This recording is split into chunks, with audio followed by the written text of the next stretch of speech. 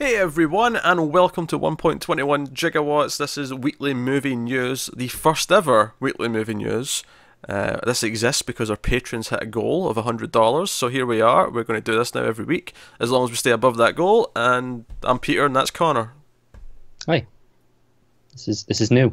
Unless you watch all the TV news, in which case it's just more. In which case it's just more. It's more of the same thing. Admittedly, the format for this might get refined after a few episodes, and we see how it goes, and we see what works and what doesn't work. So if this one's a bit shaky, just blame Peter for picking the format. No, bear with us. Testing. Hey, the format for the TV one that works perfectly did not just come to be overnight. It evolved. It changed. It grew. Sure. I wish it ended with evolved. Evolved's the best word in that sentence, and I used it right at the start. You downgraded, and yeah. It wasn't proper escalation. Anyway, we were talking about movies, movie news, all the stuff that popped up this week. Well, not all. I'm not going to promise all, because there's so much movie news in a week and so many movie rumours in a week. It ultimately comes down to the bigger stuff, obviously, and then what looks interesting, what sounds fun, and then there's some other things. We'll be looking at some trailers. That'll be part of the show. We'll look at a bunch of trailers that come out during the week, which will vary in terms of how many there will be. This week actually had quite a lot. And in case you're wondering, Connor, I did not go further than a week. I did not go past 7 days. I figured. When I had that many, I went, you know what? Nope, that's enough. And I turned some away. I said, you know what? A couple wasn't that interesting. I cut them out. And it still took about 25 minutes to watch them all back to back. That's how long they were. Yeah, I assume you're leaving a list of all the trailers with the links in the description for people. I will be. That's the reason why you got links, is because I put that in the document so that I could paste it into the... That, and because I'm not searching for 11 videos. You can send me the links so they're not getting watched when it's that many. So, yeah, there'll be links in the description to all the trailers. That'll roughly come at the half time. That's kind of how I'm trying to format this, is the trailer talk will be the halfway point. That'll be half time to separate the stories out a little bit. Yeah, and I think also it'll be fun at the end if we happen to have been watching random movies during the week, which we won't always have, because sometimes we don't have time to watch extra movies that we're not reviewing. But if we have watched any random movies during the week, we can say a little bit about them at the end, just as a casual sort of wrap up. What have we been watching this week? We've watched quite a bit this week, haven't we? We've done not bad this week. We've been doing very well for the first couple of weeks of the year to keep some new movie watches going. That said, rewatches are still worth talking about here. There's no rules. It's just a casual chat. No official reviews or anything like that. So we can do that. That said, me being me, I'm probably going to have to get my list up just so I remind myself what I watched. I'm going to have to glance in my letterbox page and go, right, what did I see this week? Exactly. But hey, so that'll be something we do at the end. And I think we'll also pick our favourite trailer of the week at the end. I think that's an obvious thing to do. Since we've got so many, it's like, okay, what one's the best? What one's got you most excited for the movie? Sure. / which one's just the best? Because you may actually think, that's a really good trailer and what it does, but I'm actually still more excited for this thing because of who's involved or for X reasons. But yeah, so that's going to be the plan. So this could be a complete train wreck. Probably will be. If you follow the TV news, it's often shambolic. We wouldn't have it any other way. Well, we can't have it any other way. We can't, but we would, but we can't. So, how do you think we're going to start this every week, Connor? What do you think the first section is? Oh, I don't know. Some release dates, perhaps, knowing you? No, releases are just kind of mixed in with updates, mainly because comic book movies have got their own section, because there typically tends to be a batch of that news. Yeah. So, but no, there's a specific section that I can guarantee, no matter how this goes, this will always be the first section. Surprise me. It better not be a list of some sort. It's a box office, isn't it? It's you, of course it is. Of course we're going to start with the last weekend's box office. Of course we are. What else would we start with? Oh, I knew it would be a list. Now, admittedly, because of when we record this at the start of the weekend, it's weird getting into the new weekend, and the news is like 4 or 5 days old. But I still think it's worth. I like looking at the list and seeing how things progress. And so I'll give you. Do you know what number one was last weekend? Obviously, we're looking at the US domestic box office here. That's what we're talking about. I think Star Wars was finally dethroned. It was.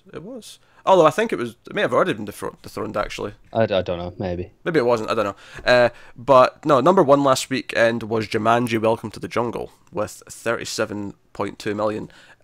Which actually, that's its third weekend. Yeah, that's pretty solid. That's doing really well. That's holding well. I haven't seen it yet myself. I'm looking forward to it. Hopefully next week. I'm waiting for home release. I'm in no rush. It's nice. I'm not excited by it, but yeah, it's made 535 million worldwide. Get into this weekend.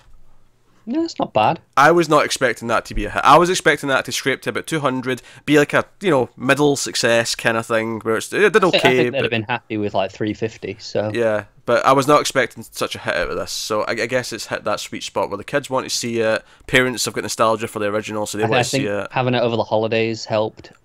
Yeah, which is funny because I remember when this first came out, and they said, "Oh, we're going to release it like a week after Star Wars." I went, "Oh, that's dead." Like, and yeah. Sure enough, proven wrong. Number 2 is Insidious: The Last Key, which is the 4th Insidious movie. Just call it Chapter 4, God. They named 2 and 3 Chapter 2 and 3, but... And I know, it's kind of infuriating that they drop the numbers. I mean, I know why they do it, because they want to entice new people in. They don't want people to see, 4, I'm not watching that. Do you know what the weird thing is, though? This is oddly keeping in line with the horror franchises of old, because Friday the 13th and Nightmare on Elm Street didn't drop the numbers, but they did change their numbering system. They switched to Roman numerals or vice versa about halfway through on both franchises. It was maddening. So, oddly, it's actually kind of in line, although the OCD in me wants me to... You see it a lot at the minute in video games. Yeah, but that made 29.5 million, and let's see if it's got the budget, because I always like with the small horror movies to see how much... I was going to say, that might have made its budget already. Yeah, the production budget was 10 million, so... That's a pretty strong... We're getting a 5. Yeah, 56 million worldwide so far. So that is a solid... If that gets 100 million, that's like more than justified its existence for the studio. Yeah, another one I'm looking forward to seeing this week. I actually just saw it. I'll be reviewing that with Tim on Sunday. Do we get a quick rundown? Good, bad, worth seeing? Oh, come on, I can't ruin the suspense. Well, I just want to know if I should brace myself or if it holds up with the rest of the franchise. Alright, don't tell Tim what I told you, but it's I don't like him knowing before we review the thing. That alright. Tim, don't listen to this. Right. It's not bad. There's things I like about it. It might be the weakest one. Okay. Oh, but that or 2. Oddly, it's got this thing where 1 and the odd numbers are the good ones, and then 2 and 4 are decent enough, but there's things about them that are a bit weaker. But it's not a horrible time. Watchable though. Oh yeah, it's perfectly watchable. There's some things in it you'll like. But yeah, not the shining point of the franchise either. So, but hey, so that number 3 was Star Wars: Last Jedi with 23.7 million. That was its 4th weekend. So yes, Jumanji did come out a week after it. Yeah. That has now made 1.235 billion worldwide. They'll be happy enough with that. They won't be ecstatic, but they'll be happy enough. Do you know what? It's actually kind of funny how small that looks compared to Force Awakens. Yeah, it was never going to come close, though. I mean, sure, it's going to be in the theatres for a while, yeah, so it'll probably get up to maybe... It might scrape to 1.5 by the time it's done, but... Yeah, maybe if they're lucky. But Force Awakens was 2 billion plus, right? Like, I'm not misremembering that, so... No, I'm pretty sure it was. So, this is a big thing. Number 4 was The Greatest Showman, with 13.7 million in its 3rd weekend. Number 5 was Pitch Perfect 3, in its 3rd weekend with 10.2 million. Then you had Ferdinand, Molly's Game, Darkest Hour, Coco, and All the Money in the World rounding out the top 10. The lowest one being 3.5 million, to give you some sort of context for the whole thing. The one thing that I'm noticing here is that Molly's Game went up 191% from its previous weekend, so clearly it got a wider release this past weekend than it did before. And a bit of awards buzz, maybe. Awards buzz is probably helping, yeah. Yeah, so that's your top 10. Yeah, I thought that was worth doing. Box office. I suppose. I thought that's the start. Yeah. I do like that my thought process of realizing it's a list was on camera. Because of course. Oh dear. Just one last thing related to box office. Not the top 10 specifically, but every so often I'll make a little extra news story to go along with it for something. In this case, I just wanted to mention that Star Wars: The Last Jedi, despite doing very well all over the planet, not so well in China. Yeah, it's probably what's hurting it from really climbing up, because China's a big market these days. Yeah, and I don't think the last 2 did that well in China either comparatively. For some reason, China just doesn't like Star Wars as much. Good country. I like China, but I just because it made 28.7 million its opening weekend in China, which is low for China for an opening weekend for a movie like this. What I did think was amusing though is that the thing that was number one in its second weekend, no less, was a Chinese movie called The X-File, spelled with EX. The X-File: Return of the X's was what won the weekend in China. I've never hated China more. It's probably a dumb romantic comedy, but if you're going to have a dumb romantic comedy, give it a cool name like The X-File: The Return of the X's. I've never hated China more. Screw you, China. The whole country. All of you. No. No, you didn't come and save Power Rangers like I was hoping you would, but otherwise, keep underperforming with Star Wars. Star Wars is safe. It doesn't need China to be safe. It doesn't need it, no. But I thought it was amusing all the same, just because the movie that beat it was the X's, Return of the X's. So we'll move on. First, so comic book section's up first. So if you don't care about comic books, you can cycle through a little bit. But so up first, we have one piece of DC movie news this week, and that is the official release date for Shazam. Of course, the Captain Marvel movie starring Zachary Levi. Although we can't call it Captain Marvel because Marvel got the trademark, even though DC had the name long before they came up with their character. But whatever, I'm not better. But yeah, so April 19th, 2019 is the official release date they set this week. Cool, I'm down. Yeah. Just to remind you, Zachary Levi's going to be in it. Asher Angel's going to play Billy Batson, of course. Billy Batson is the kid who turns into Shazam, or into Captain Marvel, when he yells the word Shazam. We have rumours that Mark Strong's going to play the villain, probably Dr. Savannah. I think he'd be excellent in that role. And it's not official yet, but they're trying to get Jack Dylan Grazer from It to play Freddy, who's like this sort of other kid who turns into. Yeah, which one was he in it? He was the hypochondriac. Okay. That's him. I think he'd be good actually as Freddy. Yeah. So it seems right for the role. Cool. It's going to be directed by David F. Sandberg, who did Lights Out and the recent Annabelle sequel. I haven't seen the Annabelle sequel. Lights Out was okay.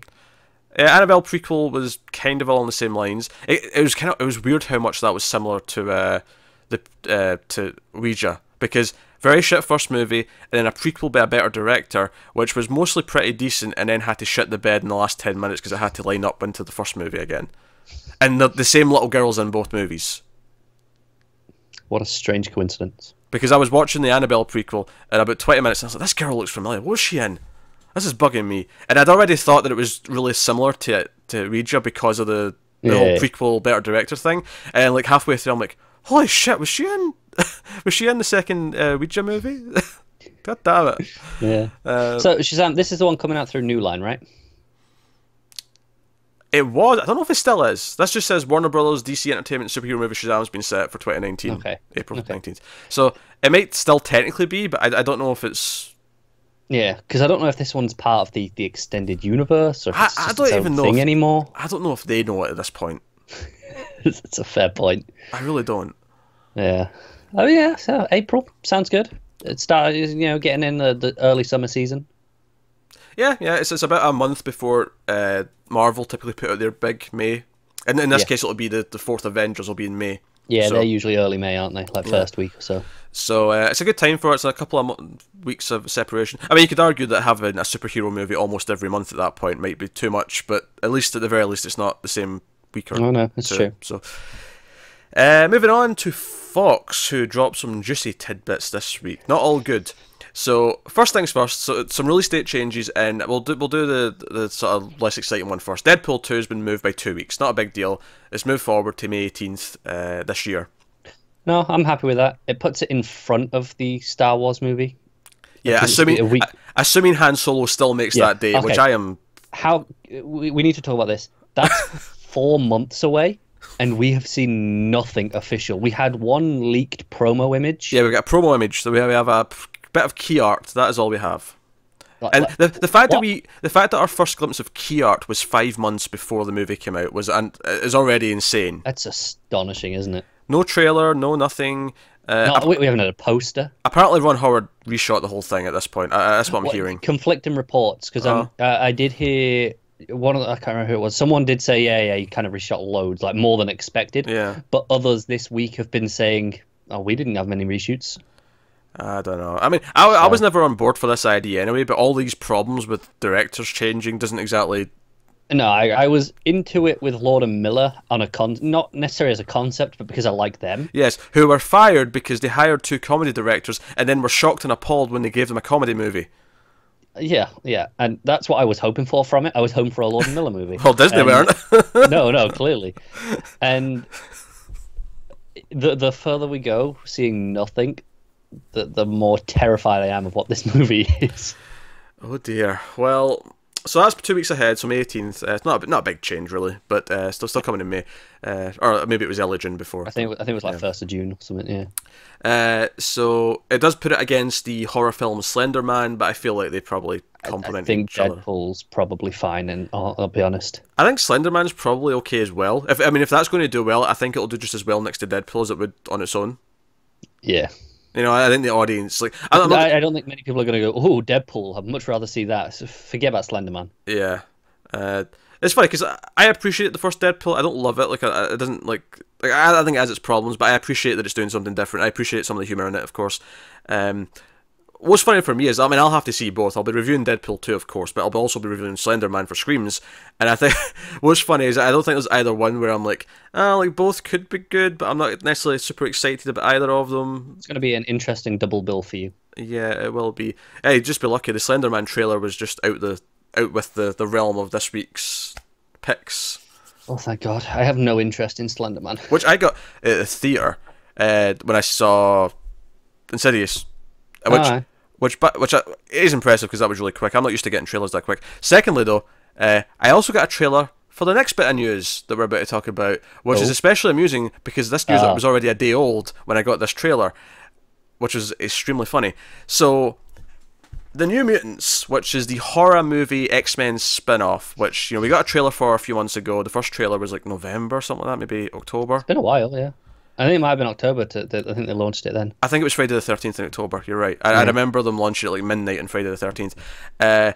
So we've had trailers. They've had key art out. We've been seeing trailers in theaters for a while now. I saw a trailer in the theater a day after this news. Someone needs to, pass that cinema a note. Yeah, pull the trailer from the theater. It has been delayed. Not by a week, not by a month. Not by 6 months. It has been delayed by 10 months to February 22nd, 2019. This was supposed to be out in 3 months. There's trailers out. And it's been pushed almost a year. Baffling. I can't fathom why this is. Well, actually, I have a little update on. Oh, okay. Because I was speculating reshoots, perhaps. Well, yeah, that's the obvious thing to guess. They've not said that. Like, their official word right now, the most they've given out is something like, scheduling, wasn't it? Scheduling conflicts with other movies, and I'm like, yeah, but 10 months for a scheduling conflict? Like, a couple of weeks is enough to get out of a scheduling conflict. However, so I assumed reshoots, but we didn't necessarily know why there was reshoots. Is it just bad? Like, did they try to fix something that doesn't work? Are they pulling that kind of thing? Hell, even Justice League was doing reshoots like a month before the movie came out, so it's not impossible, especially for a smaller movie like this, that's, comparatively speaking, you can get in and do a horror movie reshoot in a couple of weeks. Like, you don't have to necessarily... yeah, you could knock out an entire horror movie in 2 months. Yeah. Less than that. I'm assuming this one's a bit more going on because it's got X-Men stuff happening. Sure. But just for comparison's sake, I think the original Halloween was shot entirely in 17 days, just to give you some sort of about right. ballpark for how long it takes for a smaller horror movie. And that's not a bad horror movie. Obviously, it's the best horror movie ever made, one of the arguably. Best, yeah. But yeah, so this was from The Wrap. Apparently, had some inside scoops. Inside rumours here, so nothing official here, but an insider said that the movie's being made because the film isn't scary enough. Tracking Board also stepped in. Another website said, word on the street is that after the film tested well but not great, the studio decided to actually embrace the film's horror elements and beef up the scares in the wake of the success of It and Get Out last year. That is interesting to me, and I'm not sure. I can't think of an example of going back in and trying to make it scarier ever being a thing that works. No, it sounds like they were playing it safe and kind of banking on the X-Men side of things, perhaps. And then they're like, okay, no, horror's doing well at the minute. Maybe we can actually do something with this.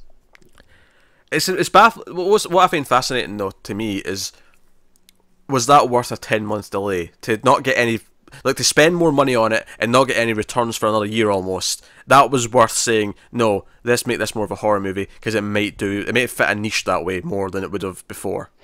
They clearly think so, because I mean, it's weird because you think, okay, it probably would have done all right just based on the X-Men name. Mm-hmm.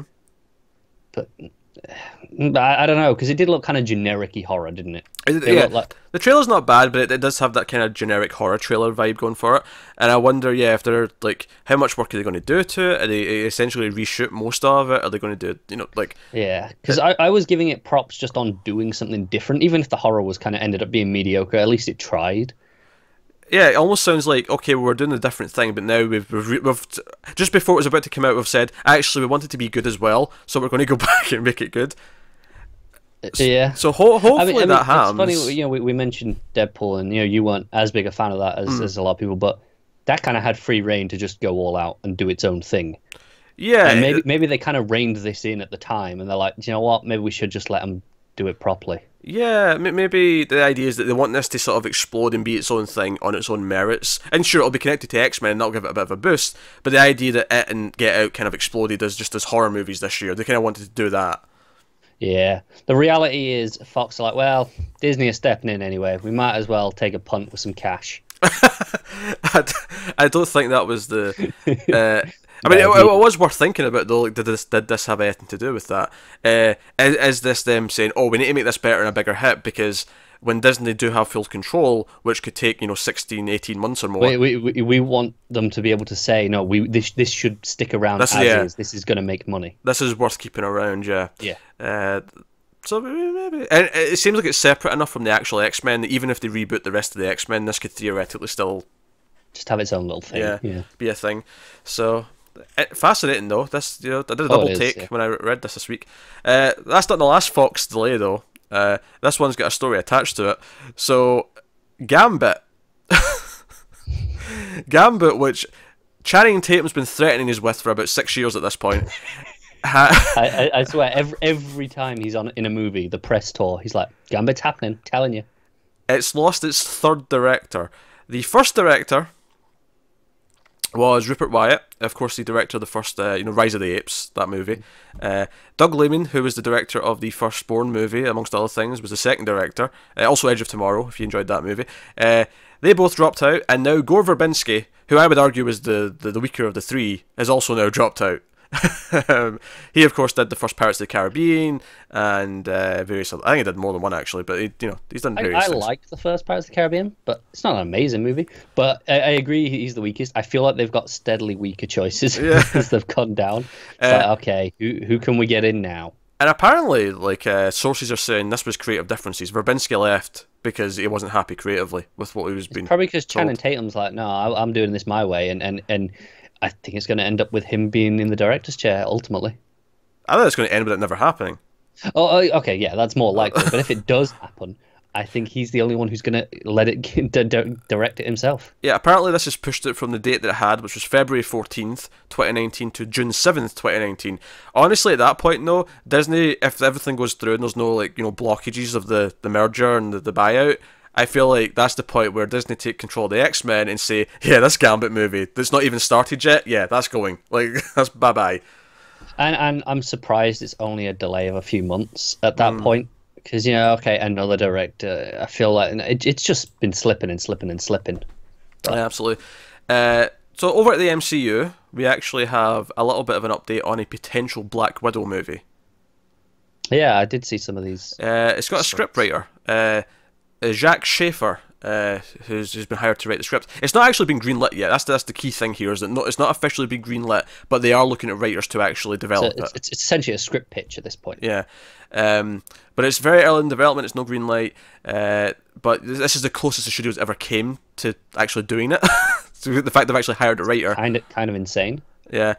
Schaefer's known for her script called The Shower, which was a Blacklist script. The Blacklist, if you don't know what that is, it's like it's like this, all these spec scripts that become this, like, oh, this is like a sort of, it's like a list of good scripts right now that aren't based on things. It's like, original spec scripts. Yeah. That was probably a butchering way of describing it, but it's a thing in Hollywood where they have the list of like hot scripts that might become good movies. Yeah, it's the best scripts, but that often are unlikely to get made. Yeah. I wouldn't necessarily they're always unlikely to be get made. I said often. I mean, I feel like a lot of time they don't. They just kind of sit there for a long, long time. sometimes they do, but I feel like the whole point is it's like a short list for like studios to look at and go, hey, we'll make that maybe. I'm just a message on my phone. I'm just distracted. I'm seeing things blinking at the side of my eye. Unprofessional bastard. Nothing important. Just I think the phone provider telling me my monthly stuff's been updated and whatnot. You're being billed. Yeah, basically. So no. I don't know. Like, I kind of hope it goes through. I kind of would like a Black Widow movie. Because Johansson can lead a movie. I think she's one of the better actors they've got, and they've got a lot of good actors. Like, one thing they've not short of is good actors in the MCU. To be fair, that's because they just throw money at everyone they want. Yeah, but like, and just for the simple fact that we're what, like 18 movies in at this point, and we still don't have a women-led superhero movie. So, and they're touting, the first one's coming. It's going to be International Women's Day or month in like 2019. And it's going to be a thing, and it's like, well, yeah, but it took you like 20 movies to get there. I mean, when you think the closest that we're going to have is this year, Ant-Man and the Wasp. Okay, co-headlining. Which I love the idea of like co-headline superhero. I like the idea of team-ups like that. But it is kind of sad that's the first kind of. That's the closest they've got, and that'll be like movie 19, 20. I mean, I'll give the DC movies a lot of shit, but at least Wonder Woman was like the fourth movie or third movie, whatever it was. Fourth. Suicide Squad. Fourth. Was before, yeah, I forgot about Suicide Squad. Yeah. Sorry, how could I? We should be getting Batgirl and Wonder Woman too. So I mean, it's still not great. It's still not equal by any means, but at least it's better than Marvel's 20 movies before we get to. And also, Wonder Woman was the best of the bunch. So it was. Yeah, that's true. And that's the really cynical part, though, is that you feel like because Wonder Woman did well, all of a sudden Feige and Marvel are like, oh, maybe we should start thinking of some more of these. Yeah, because it did well, not only critically, but it did well in the box office as well. It did. Justice League not so hot by comparison, so that's the whole thing. So what was the other thing? Oh yeah, just the shower. It's an alien invasion comedy set during a baby shower, which actually seems kind of funny. I'm not gonna lie. And Anne Hathaway's starring in it, so that's something that potentially might be good in a little bit of time. So next up, still with Marvel. In fact, Captain Marvel we mentioned. Just a bit of casting. They've added the star of She's Got to Have It, the Netflix show. DeWanda Wise, she's going to be in the movie. So she's joining Brie Larson, of course, Samuel L. Jackson, Ben Mendelsohn, and Jude Law. Just in case you weren't aware of those actors, because I actually didn't remember all those people were in it, if I'm honest. So I thought that was worth mentioning. I forgot about Ben Mendelsohn. Yeah. So yeah. And Captain Marvel. Since it's the first time I've ever brought it up, just Captain Marvel, directed by Anna Boden and Ryan Fleck. From a script from the Inside Out writer Meg LeFauve, and Nicole Perlman. I butcher names. By the way. Yeah, I mean, anyone who doesn't watch the TV news show will be like, "What's going on here? He's awful at this." Yeah, but you'll get used to it. And Carol Danvers, of course, was an Air Force pilot whose DNA is fused with that of an alien during an accident and becomes Captain Marvel as a result of being with a superpower. As a result of a being with superpowers of strength, energy, project, and flight. See, more butchering. He also struggles to read sentences sometimes. Sometimes when they're written in an awkward way and the break comes at the wrong point, it gets a little bit rough. Now, my trailers are far too early in this. I'll be moving these further ahead next time. This was supposed to be half-time trailers, and I'm not close to halfway. But trailer time. Okay. All right. So first up in trailers, then we got a trailer for Tully. Which is the new movie from Diablo Cody writing.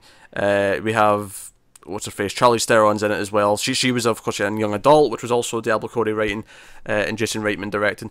So this is about a mother who is struggling and is just very tired. I thought the trailer was very effective in sort of presenting the mood and tone of the piece, because it wasn't like a here's a lots of clips thing. It was more of a no, just here's her struggling to get out of bed and like feed the kids. It was a montage of daily life. Yeah, and it has a funny payoff because like we see her struggling through it and she looks really tired, and at the end, the husband comes in and is like, "Oh, frozen pizza, that's cool," and she just looks like she wants to murder him. It's a funny line. It's a funny moment. Because you see how tired she is. But then it teases what the premise of the movie is beyond that, where this woman named Tully shows up and says, "Hey, I'm here to help you." Or look after you, I think was that exact phrase. After you, yeah. But it was enough that it was weird. It was like, oh, you're looking after her? Like the mother has a nanny? Yeah, yeah. It's a different twist on it. I thought it was an effective trailer. I like Juno well enough. I like Juno, yeah. I thought Young Adult was fine. Like I didn't love it. It was kind of like I liked what it was doing, but by the end of it, like I didn't have like much of an emotional attachment to what was going on. So, but honestly, the trailer sells its premise to me. I mean, without telling me too much, it just gives me sort of a taste of the tone and the mood and just enough to intrigue me. If anything, like it's probably one of the better trailers we got because it didn't over-explain or show too much. Yeah, I think this is one of the rare times where I want a follow-up trailer just to see what the premise is with Tully in the house. Because obviously we got the tone here of, okay, this is life before. What's a sense of what I can expect after? Yeah. Yeah, so I know, I think it was an effective trailer in that sense, and I'm intrigued. I'm intrigued enough that I'd want to watch the movie, at the very least, so... Yeah. Well, maybe not super excited, but I'm intrigued, so I can't fault it. We got a trailer for Red Sparrow next. These are in no particular order, by the way, but just in case you're thinking that there's some weird, method to this madness. One day he'll come up with an order, because he'll have to make a list out of it somehow. So Red Sparrow is the movie from the director of all the Hunger Games movies except the first one. Jennifer Lawrence is in it, and it's funny. We were talking about a Black Widow movie. This feels kind of like a Black Widow origin story where she's trained. It does, doesn't it? Trained in this like school for girls to be these like deadly spies who like seduce, bad guys or good guys depending on who's sending them after missions.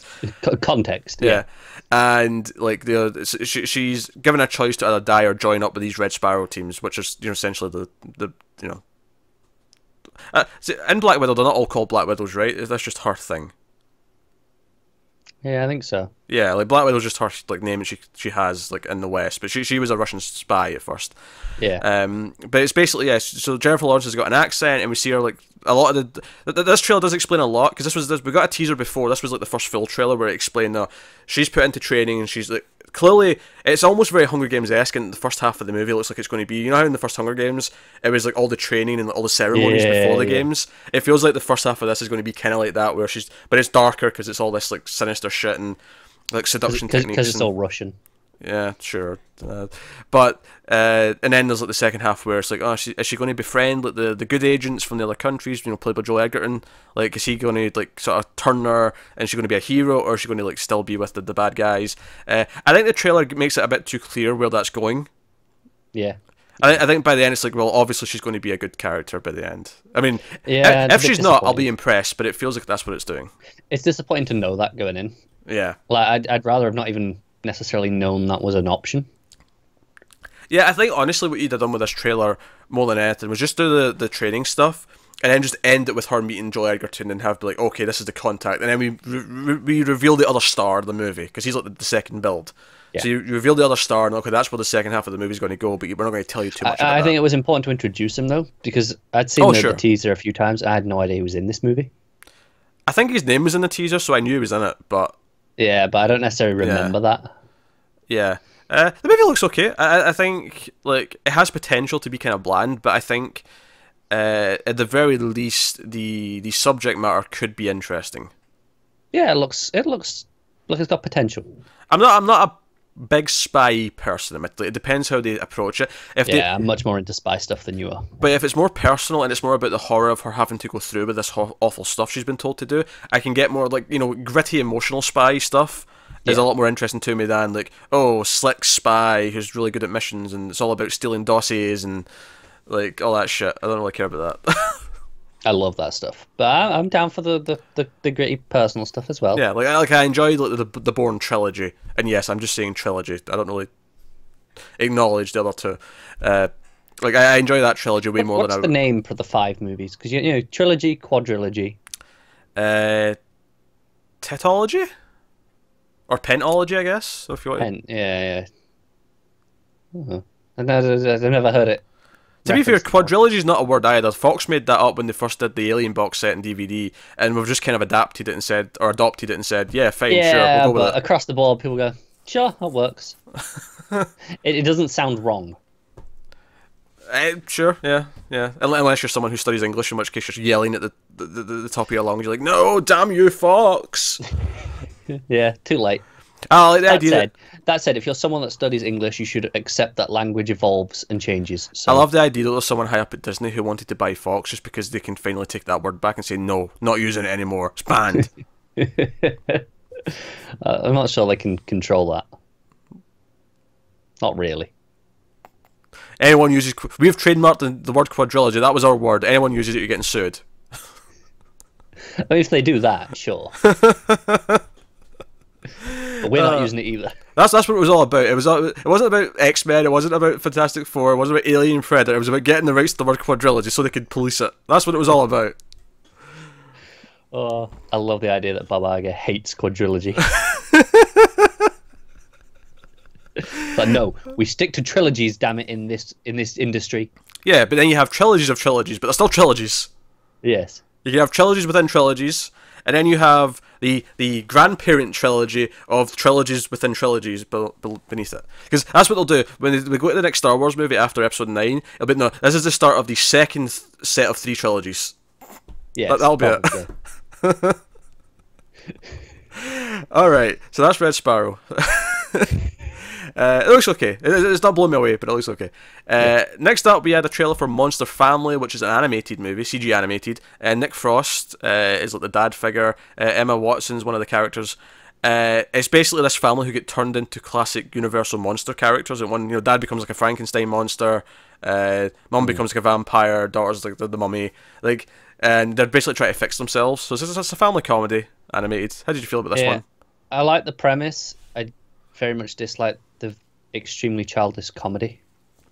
Yeah, I can agree with that. It's fart jokes, and I think I'm out. The premise of this I really like. The actual trailer, not so much. Yeah. Especially when you've got like Nick Frost in there, who I do like. I was hoping when I saw his name before, because before the trailer, it was like, that's Monster Family starring Nick Frost. I'm like, oh, what's this? And yeah. But I mean, it was. It's for kids, sure, it's fine, but it kind of falls into the same category as like any of those other CG movies in the last 5 years that you don't, if it's not Pixar and not one of the ones that break out from DreamWorks, it's like, Yeah, there's a couple that from other places that stand out that are like, oh, that was pretty good. Yeah, but they're few and further between. They are. This looks really generic. Doesn't help that it made me think of Hotel Transylvania, the Adam Sandler animated movie. Yeah, that's getting a third one. It did well. Yeah, so did the second. Yeah, so that's got Sandberg in it, right? I think so. Yeah, do like him though. Not that I remember enough about it to really know for sure. But I never saw it. I never saw it either. I just meant the trailer and my general awareness of all things Hotel Transylvania. Which again, I think is a premise I like well enough. For a kids movie, I'm like, that sounds like a great idea. Yeah, it does. Yeah, but then this dumb Adam Sandler comedy. Alright, next up we had a sort of action thriller called Breaking In. And this is about it's like a home invasion movie, right? Where like the grandfather, whoever's died, so that the mum comes back to the house with her, are now like sort of kids. One's like a sort of teenager, one's like, I don't know, 10 or something like that. Yeah. And they're there just sort of preparing the house, so they don't want to sell it, because she doesn't want to keep it, like it was her dad's house or whatever. But criminals show up because there's something in the house, because they find all this stuff. It's like, Dad, what were you into? You had like this secret life we didn't know about. And the criminals show up and they want the stuff, and they set up the idea that all the house has this like cutting edge like security system where there's like big like metal shutters that come over the windows, and it's like ultra safe. Yeah. And it's funny because I thought, okay, so it's going to be like a house panic room, and it's going to be her and the kids trapped in the house, and they're going to have to try and deal with the fact that these criminals are trying to get in. I'll give them credit because it spins it around, because what actually happens is the criminals get inside and they're with the kids, and the mother gets locked outside, and it's the mother trying to get in to save her kids. I appreciate that. That's a bit different. Yeah, I think my biggest disappointment is it's set up. Oh, the house has all these features, it's all this stuff, and then I never really saw anything in the trailer. Like, I mean, I don't want to see loads, but I want to see just some payoff, just to go, okay, here's a hint of what we're gonna do.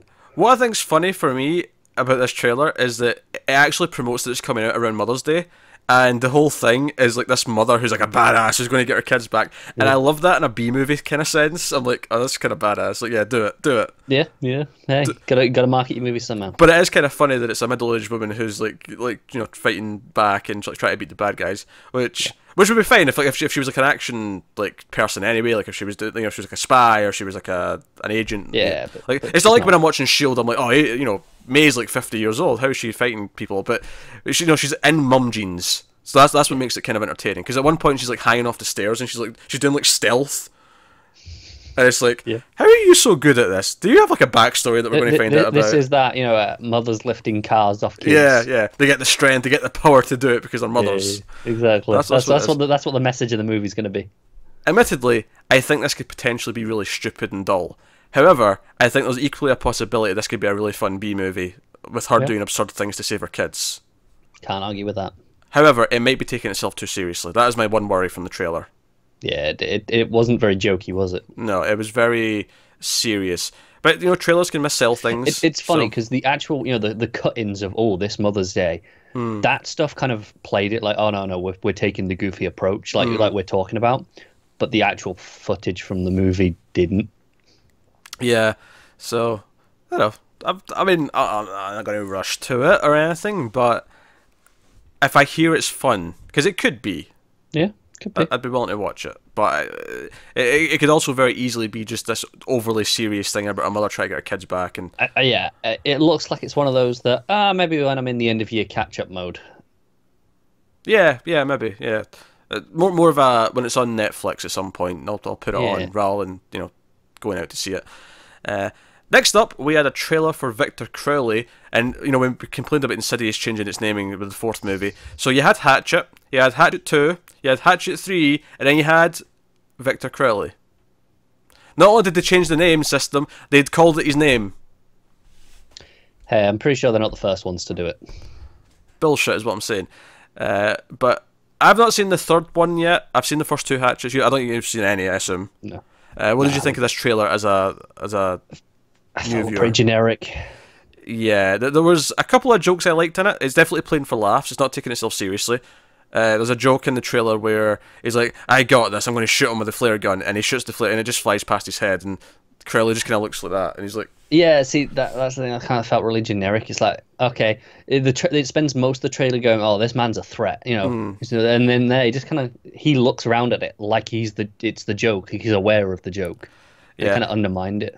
I mean, it definitely looked cheap. Not that they've ever been expensive movies. I thought the first one was okay, and I actually really liked the second one. I thought the second one kind of perfected its horror comedy kind of thing it was going for.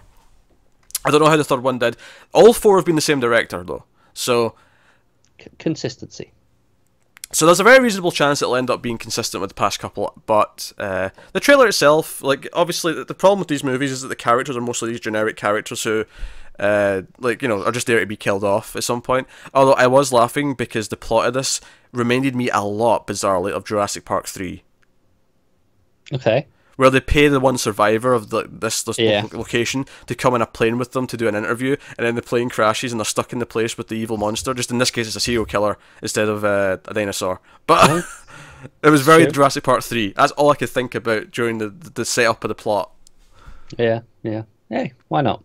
And of course, the acting's rough all over the place because it's that type of movie. But that's to be expected. That's here nor there. So that's Victor Crowley. Next up, we get a trailer for a movie called Flower.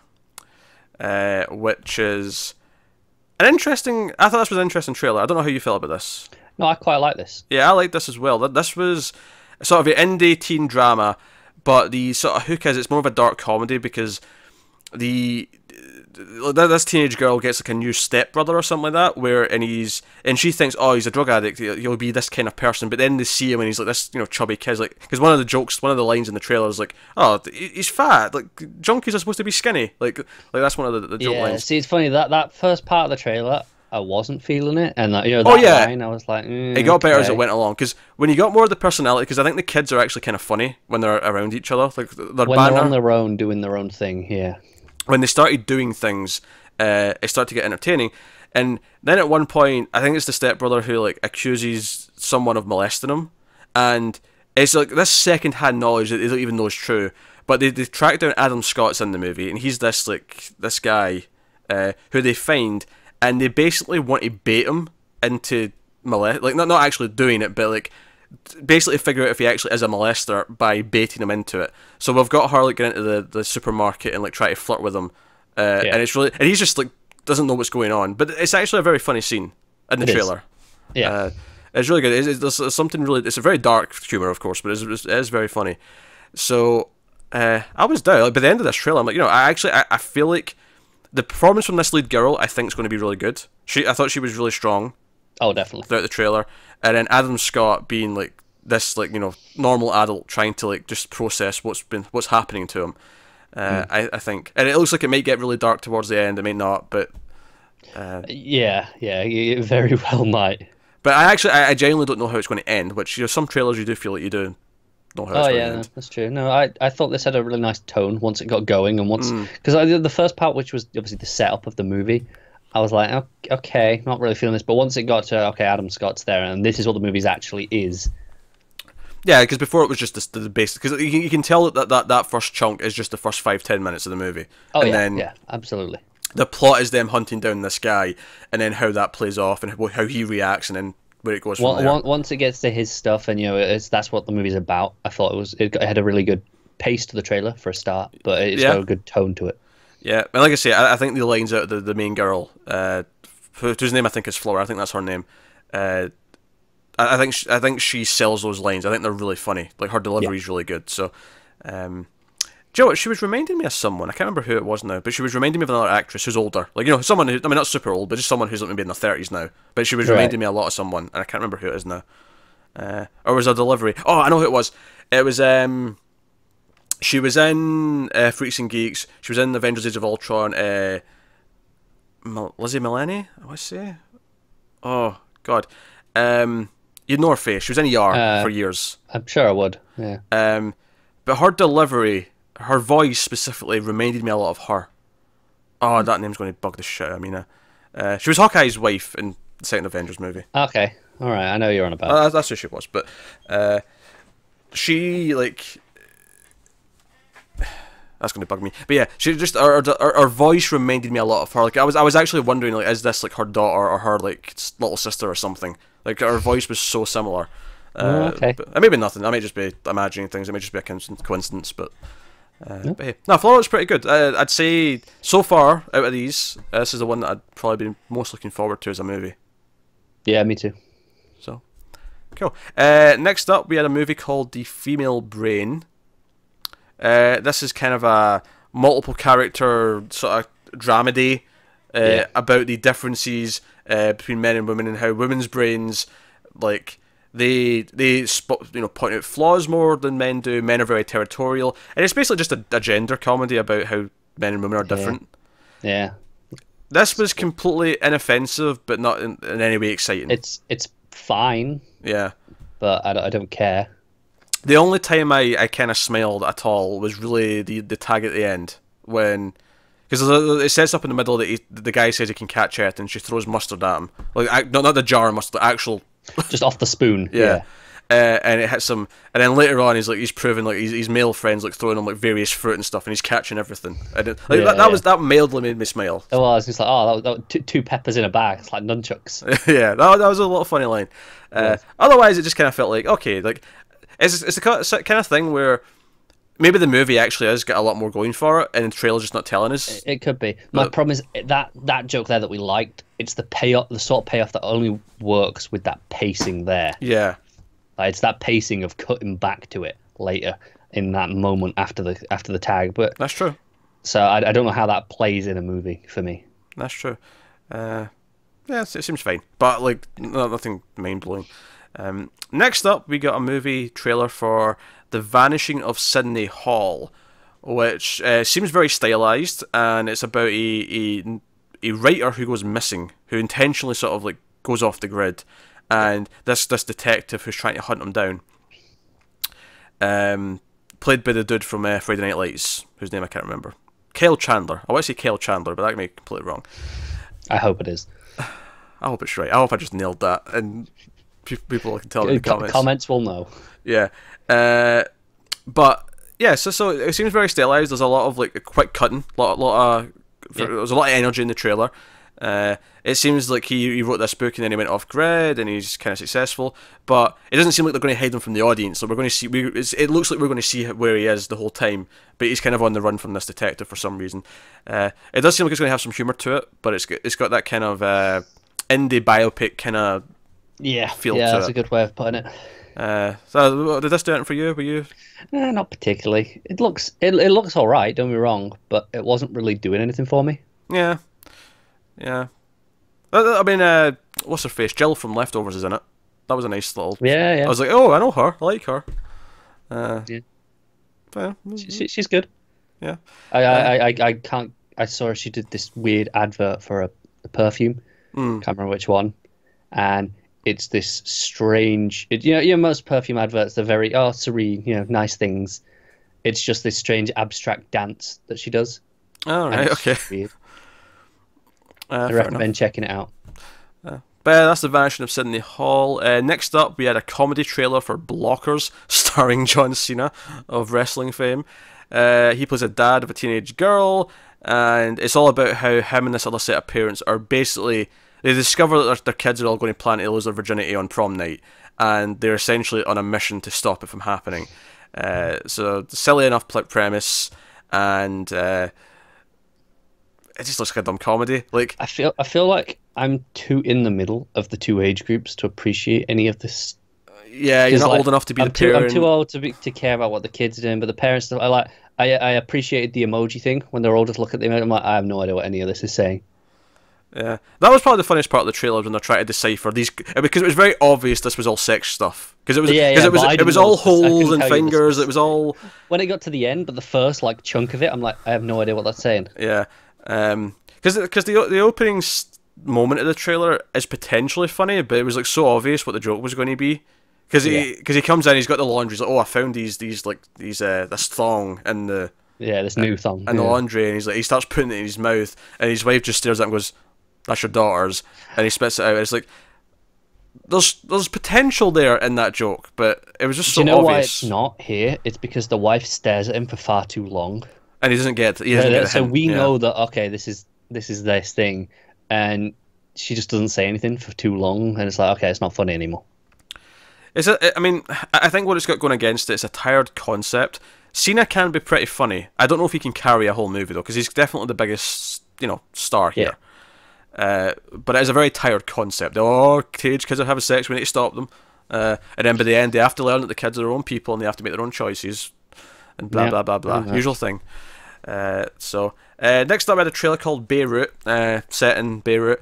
This is John Hamm, and he is like this mitigator. Yeah. There. The first thing I noticed about this actually is all the reaction to it is basically anyone who's ever been to Beirut saying, "Why is this? This is not Beirut. This looks nothing like Beirut." So. I don't know what Beirut looks like. Apparently, it's very inaccurate. Well, the consensus seemed to be that they're making this feel more like it's a proper Middle Eastern kind of territory, where it's not. It doesn't feel like that. Apparently, and I'll be honest. Like watching the trailer, it did feel like, oh, this is just your typical Hollywood. We're going to make drama out of these terrorists. Set in the 80s. Yeah. There was nothing about this I liked. I'm going to be honest. It was really bland. It was the longest trailer we watched, I think, and I found myself zoning out in a trailer. I have no idea what the plot was, honestly, beyond a certain point. It was just kind of details and details and details, and like it was exposition for 2.5 minutes. And honestly, see, when it comes to a subject like this, when you're dealing with Middle Eastern terrorists kidnapping people and that kind of thing, like I don't necessarily want that subject for entertainment. So unless your movie's good enough to make it work, like Argo is a pretty good movie, right? Yeah, definitely. I don't necessarily. This is not a subject. If you ask me like a subject that you want in a movie, this would never be something I would suggest. Like I'd have 100,000 things before I get to this subject. So if it's going to feel generic, it's just like, well, no, there's no reason that I'm going to watch this. I have no problem with it if the movie's good. Oh yeah, if the movie's good, like if they have an idea that actually treats it with some respect and actually do something with it, but when it feels like, oh, it's just going to be a sort of cheap thriller thing. Yeah, I was just so bored during this trailer. You know, they're just, whatever. So the last trailer we've got, which was a last-minute addition, was a Japanese film called Before We Vanish. And it's funny because this is kind of a weird take on Invasion of the Body Snatchers. It's so funny because we just reviewed the 78 version. Yes, and we had a big debate at the end where I was adamant that I didn't want to see any more versions of Invasion of the Body Snatchers, and I would be impressed if anyone showed me one that gave me something that made me go, you know what, I want to see that. Japan came to the rescue because you know what? I want to see that. This is the best time that this trailer could have hit right after that discussion. Because you can go back and watch. He was so going, no, never, just don't do it. Just it's done. Well, to be fair, it is different enough because the one big thing here in this trailer that really stuck out to me that's different is that the people who are taking over are immediately like, yeah, we're from somewhere else and we're taking over. Yeah, they're very open about it. Yeah, so it looks very action heavy. You've got the people who are infected just like blasting machine guns at like the people trying to stop them. Like, it looks like they're just the right kind of just a little bit of that Japanese movie insanity mixed with the Body Snatchers. Yeah. It's got a really nice tone. I'm excited about this. I want to see this movie. This looks great. I'm so into this. I like the music. I like and then that final shot at the end where you see like I'm assuming it's meant to be aliens like dropping from space, but it's like they're coming through the red clouds. Yeah. It's a really nice shot, but it looks like it's got a really nice sense of humor on top of being actually. And that's something that I always praise. Maybe more so Korea than I do Japan actually, but I guess I'll just say Asian films. Although I typically think of Korea first when I think of this, is they're really good at balancing multiple genres at the same time in a way that I think Western films will fumble when they try. Oh, that's fair. I can't disagree with that. I'm thinking of things like, Old Boy can be very funny at times, even though it's a really dark movie. It's very darkly funny, but it's still funny. Save the Green Planet's a movie I love where it bounces around different genres all over the place, but it keeps like an emotional core. And I feel like this movie kind of has that vibe going for it, where I feel like, okay, it's going to have its funny stuff, it's going to have its action stuff, but there's going to maybe be a sweet story in the middle, and I'm done. So it doesn't look like it's a remake of Invasion of the Body Snatchers in the sense that I don't think it's following the plot of that at all. No, but just in concept. Just in concept, the idea that some people have been taken over. Yeah. But they're not trying to pretend they're actually still those people, so that right away makes it different. It does, yeah. Yeah. But no, I'm down for this. Before We Vanish. So hopefully that becomes readily available. I think the Western release is in a couple of months, so I imagine it'll be going to VOD rather than theaters. But we'll see. I want to watch it. Is all I'm going to say. As it rolls out. Expect a review of that probably when it hits, because I think we're interested in this one. Yeah. So there's the trailers. I think we'll save picking a favourite till the end. I think we'll do that at the end. All right. With everything else. So, all right. So we're out of trailers. We can move on to other things. I've called this section updates, and then I've got another section called new movies. Admittedly, what kind of belongs in which one is honestly kind of fudgy at times, because it's like, well, we've not mentioned that before, and well, not because it's the first episode, but also just like, well, okay, so technically the movie existed, but this is the first we're hearing of it because an actor's attached to it now, and it makes it a big thing. So again, a little murky, but we'll see how it goes. All right, so first things up, and this is intriguing. So Duncan Jones, director of Moon. Yes. And very Source big fan Code. of that movie. Yeah, I love Moon. Source Code's really good. Haven't seen Warcraft because I don't care about Warcraft. Yeah. And then Source Code was a proper surprise for me because it looked really generic. I thought, okay, I know it's got a nice twist in the premise, but it looks like it's still kind of generic.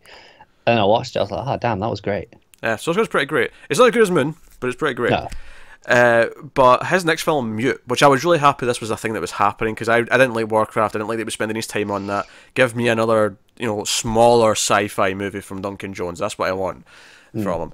And So his film Mute has been in the works. Mute is, I'll just give you a description before I tell you the juicy part that's new. Mute is set in the near future where Leo, played by Alexander Skarsgård, is a bartender living in the pulsing city of Berlin. Because of a childhood accident, Leo lost the ability to speak, and the only good thing in his life is his beautiful girlfriend, Nadira, played by Zeynep Salih. When she vanishes without a trace, Leo's search for her takes him deep into the city's seedy underbelly. A pair of wisecracking American surgeons, Paul Rudd and Justin Theroux. That's an interesting pair. Yeah, Paul Rudd and Justin Theroux. Leftovers in Ant-Man. Paul Rudd. Yeah. And Paul Rudd. And Paul Rudd. That's all he ever plays. They are the only recurring clue, and Leo was forced to take on his teeming underworld in order to find his love. And he's mute. But I never actually said that, and he's... Yeah, you did. It said he lost the ability to speak. Oh, I saw it did. Yeah, I forgot I said that. Never mind me. Anyway. Oh, you're good at this, aren't you? So anyway, obviously I'm excited. Yeah. Good cast, simple sci-fi concept, near future. I'm excited. Anyway, so someone asked them on Twitter this week, when's the movie coming out? Right? It's a Netflix movie, by the way, so, Oh, okay. You didn't mention that. Yeah, easy access. And he just responded with, next month. Shh, I'm not supposed to know yet. Oh, shit. So, see, Netflix, market your bloody movies. So, apparently it's hitting in February. Expect a review of this, because there's no way I'm not watching and reviewing this. Oh, I'm watching the hell out of this. Duncan Jones, next film Mute, is... I mean, it's not official, it's just a tweet from him, but... That's as good as it gets without Netflix themselves saying anything. It can always be pushed, of course, but if it's meant to be that close, even if it does get pushed, it can't be that far away. Even if they end up... You say after we had a story with New Mutants. Yeah, but they don't have to fix a movie directed by Duncan Jones, alright? Warcraft would like a word. You don't have to fix a movie by Duncan Jones that's not interfered by a giant company like Blizzard who's like over his shoulder the entire time going, do this, do that, CG monsters this, CG monsters that. Yeah, I'll let you off this time. Screw that movie. I don't even see it, but screw it. Screw it for wasting like 4 years of his career. No. The movie we could have got, I don't know what it would have been. Could have been anything. We had 2 movies in that time from him on a smaller scale. Yeah. Anyway, so moving on. Blumhouse, if you're not familiar with Blumhouse produce most of the horror movies that happen in the theatres these days. And if you're going to keep watching this show, you're going to hear Blumhouse a lot. Probably, yeah. So Blumhouse have set up some release dates for unknown entities, moved something else from one date to another date, which leads to a bit of speculation, mainly from Bloody Disgusting, did some speculating here, with a little bit of evidence to back it up.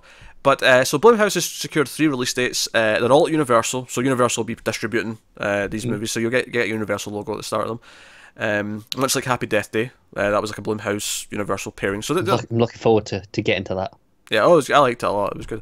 But yeah, so the Untitled projects are going to be released on May 31st, 31st, I meant to say. What on earth was that? I know. May 31st, I meant to say. 2019, January 3rd, 2020, and then a new date of September 6th, 2019, which was actually already a date. That was meant to be December... Oh, sorry, that was the date. And it's been moved to December 13th, 2019. So that's moved... So the third one, the mystery one... They're all mystery ones, admittedly, but the one that's more noticeable because it's moved. They had a 6th September 2019, and it's now 13th of December 2019, which does happen to be Friday the 13th. Now, that's a bit of a leap. It could just be any horror movie that wanted releasing Friday the 13th. Of course it could be. Like, Happy Death Day was Friday the 13th. That did well. Why not? Common. Yeah. However, the reason why I Bloody Disgusting of putting a little bit of rumouring here is, does this mean they're going to reboot Friday the 13th? Have Blumhouse got the control of it? I don't know if they did get the rights, like how available the rights are. I know Paramount and Warner were kind of both had their hands in the pie, and Blumhouse is separate from them. And then if they were doing this through Universal, I mean, that's a completely different ship we're on. All I'm going to say is, if they did get the rights, expect a lot of these movies. Good. I'll take 20. Hey, case in point, the next one would be the 13th, which, big deal. Do you know what? I've only seen the first one, and I was like, it's fine. It's not the best in the franchise. It's not. I know everyone says that. I meant to get to it, but October got busy. And And I was like, hang on, there's only 12 of these movies. Whose idea was it to stop at 12? I know, it's insane. So here's their evidence to suggest maybe it could be that, right? Whilst doing some Jason Blum, of course, the titular Blum of Blumhouse, was doing interviews while promoting Insidious: The Last Key, which is also Blumhouse. And when asked if there was any franchise he would like to tackle, he responded, "You know, I would really want to do Friday the 13th. I would love to do that movie. Maybe someday we'll get to that." Now, admittedly, I don't think that's a lot to go on, but he says that, and then a week later, oh, we've got a release date in Friday the 13th, 2019. I see why people are linking them. Yeah. I don't think it's a sure thing. I don't want to jump down the hole and say, oh, that's definitely happening. But it's a nice thought. Yeah, we'll find out this time next year. It's a nice thought. So, yeah, but this time next year they should have let us know, because they'll be shooting it by then, presumably. Well, maybe not. I mean, but it'll be getting close to shooting though. Slasher movies can be shot relatively close to their release compared to other things. They can, but I think if it's like that, they'll probably want it a bit earlier if it is a big name. Yeah, no, they'll make a big announcement. In fact, they'll probably announce it on a Friday the 13th sometime this year if they're going to. Yeah, I don't know when we've got one of those. There's always at least one. There's usually two a year, so there'll be one at some point. We just had one in October, so I imagine the earliest would be spring. But yeah, we got one in April. There you go. Better announce it then. But then, that may even just be too early. That might be too early. Yeah. Might wait until later in the year. But anyway, so they also announced a date for another film that is a thing that's finished and is coming out soon-ish. April 27th will be the release date for Truth or Dare. Which moved, actually. It bumped from 13th of April. Oh, sorry. I made the same mistake again. They keep saying this in the wrong way around.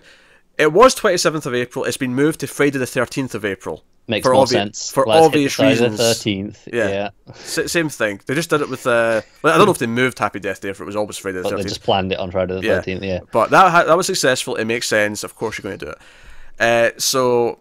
Brief description of this. A harmless game of truth or dare among friends turns deadly when someone or something begins to punish those who tell a lie or refuse the dare. That's not a terrible concept for a horror movie. It's not. Yeah, it's taking a simple idea that we all understand and it's actually enforcing it with ghosty things. Ghosty things, Ghosty things. Demons and poltergeists and whatever that's what Blumhouse survives on. Ghosty things. Basically. That would be kind of what would be interesting about Friday the 13th. It would be them doing a slasher movie, which I don't think they've really done. I'm not familiar with any, but they do so much that but it's mostly ghost stuff. Like, it's very rare that it's something that's not that. I mean, the exceptions would be the Shyamalan movies they've done. Split and The Visit. That's the one. But most of it, Sinister's ghosty things. Insidious obviously is. Would they Ouija? I don't think they were Ouija, but I do typically associate them with ghosty demons. Yeah, that's what I think of first. But I'd be happy for them to branch out. Anyway, next up we have some updates. Leonardo DiCaprio is officially going to star in the Quentin Tarantino movie. It's currently untitled, but it's going to be set in 1969. It's going to be around various characters and events, including the Manson family murders. That's going to be like one of the big points of it, because they thought that was the focus, but it turns out no, it's just 1969 as a whole. But that'll be one of the plots that are in it. Okay, because even today when I'm seeing this news, I'm seeing people calling it the Charles Manson movie. Yeah, no, he cleared this up recently. The official thing here: the movie, shrouded in secrecy, is set in 1969 and is believed to involve Charles Manson and the Manson family murders. The director has told media outlets that it's not a biopic; it is an ensemble film set during the tumultuous time period. So it's kind of just a sense of the country at the time and like all the things that kind of boiled over and happened. He's also he wants Margot Robbie. He's trying to get her in the movie, as well as Tom Cruise. And Tarantino being Tarantino, I feel like he can get most people that he wants. Yeah, Tom Cruise is probably the hardest one he's going to have to try with, because Tom Cruise does whatever the hell he wants. He's also interested in Al Pacino for a role, so that could be quite a cast if he ends up getting everyone he wants. Yeah. But he's worked with DiCaprio before. He's not worked with Margot Robbie, but Margot Robbie was with DiCaprio in a movie, so that'd be a reteaming of them, should that go through. But obviously you don't like Tarantino, I do, so I'm never going to watch this movie, so I am inherently more excited about it than you are. It's fine, it's a good cast. I can't really fault Tarantino's casting choices, they're usually pretty good, but just have no interest in watching the movie. Tell him how wrong he is in the comments, please. That's fine. I'm used to it. So moving on, we have a switcheroo in a movie called The Pale Blue Dot, which, do you know, I actually like this title because I think it's a reference to a famous monologue. I forget the guy's name. He did a lot of TV shows and like science programs and stuff back in like the 70s and 80s and stuff. But he's got a really famous speech about the pale blue dot, which is Earth, and it was the first ever. Bill Nye, maybe? No, it's older than that. Carl Sagan? Yeah, there you go, Carl Sagan, that's him. It was this famous speech he did when they got the first ever photograph from a satellite they sent out to Jupiter, I think it was. And it was like, Earth was just this pale blue dot. You could just see a dot, and that was Earth. And he had this speech about how, it humbles us and how small we are in the universe. It was a really good speech. It's just worth looking up. There's a really nice version of it set. Someone put it to Mowgli, the band Mowgli, who they've got one of their pieces. It's that, but they've edited in lots of film clips, like to just sort of give it some visuals as he's speaking. It's the best version I've seen, where it fits the speech that's going on really well. And it's like and he's talking about conflicts, and you see like bits of war movies and stuff. It's a really nice little piece if you wanted to get the speech, but. It's a pale blue dot. Just search that on YouTube. I guarantee you'll find that clip, that video, pretty quickly. But so I like the name. But anyway, so Reese Witherspoon was meant to be in the movie, but she has been replaced by Natalie Portman due to scheduling. She's going to be doing season 2 of Big Little Lies, and that's why she's been taken off this movie. Interesting, she decided to do that instead. I mean, maybe she was contracted, but I feel like I don't know if she was contracted, because that was originally billed as a limited series. Exactly. Yeah. So. I don't know, but it's interesting that she chose that. She's like, no, I'm invested in that project. Yeah. So, okay, well, I prefer Natalie Portman anyway, personally. I agree. I prefer Natalie Portman too. But yeah, so she's going to be Pale Blue Dot. And here's where it gets really interesting. Do you know who's directing it? No, because I've never heard of this movie before. Noah Hawley. Oh, okay, I'm sold. Yeah, of course he did Fargo and Legion on TV. And he's doing season 2 of Legion, so he's a very busy man. He's also apparently supposed to be doing a Doctor Doom movie, although I've got a feeling the Fox Disney news is going to sidetrack that. Yeah, but at least he was only writing that, I think. I don't think he was meant to be directing that one, was he? I thought it was, but maybe I might be misremembering. I thought he was just writing that one. Maybe it was. I don't feel confident enough to argue and say that he was for sure, but... So Pale Blue Dot follows a successful female astronaut who, after coming back home from a mission in space, starts to unravel when confronted by her seemingly perfect American dream life. The film explores the theory that astronauts who spend long periods of time in space begin to lose their sense of reality when they return home. I like the sound of it. Yeah. I like the people involved. I'm down. Yeah, I'm down too. That was a nice little one to discover. I think what I like about doing a movie news show now is I like the idea that I'm going to discover a lot of these movies earlier than I usually would. Yeah, it keeps you up to date. It's something that I've noticed with the TV. Like, someone will say to me, "Oh, did you know this thing was happening?" I was like, yeah, we covered that like 2 months ago. Yeah, I know. it's the thing. So next up, Jeffrey Wright has started negotiations to play Hobie in Warner Bros. And Amazon Studios' movie The Goldfinch, which is based on a book. Ansel Elgort has already been cast in it as Theo. So this is based on a book, Pulitzer Prize-winning book, specifically, by Donna Tartt. That's with 2 T's at the end. I hope I'm saying that right, because that sounds really funny if I'm not. Donna Tartt. I like that you just... It's fine, it's just a name. You've just insulted them by making it into something. Well, no, it's not insulting if it is her name, but if it's not actually her name and I'm just saying it wrong, it is insulting, because I'm... Nah, that's true, yeah. But you probably are saying it wrong. You say everything wrong. Probably. It follows a young man named Theodore Decker, played by Elgort, who survives a terrorist bombing at an art museum, an attack that kills his mother. From there, he tumbles through a series of adventures. That is a weird word to use after a terrorist attack. A series of adventures that finds him living in Las Vegas with his deadbeat father, and later involved in art forgeries. So he becomes an art forger. Okay. Nothing about it standing out, sticking out to me, but and Elgort's okay. Jeffrey Wright's pretty good, so yeah, I do like him. So, I mean, sounds reasonable. Yeah, so that's the thing that's happening. That's in development.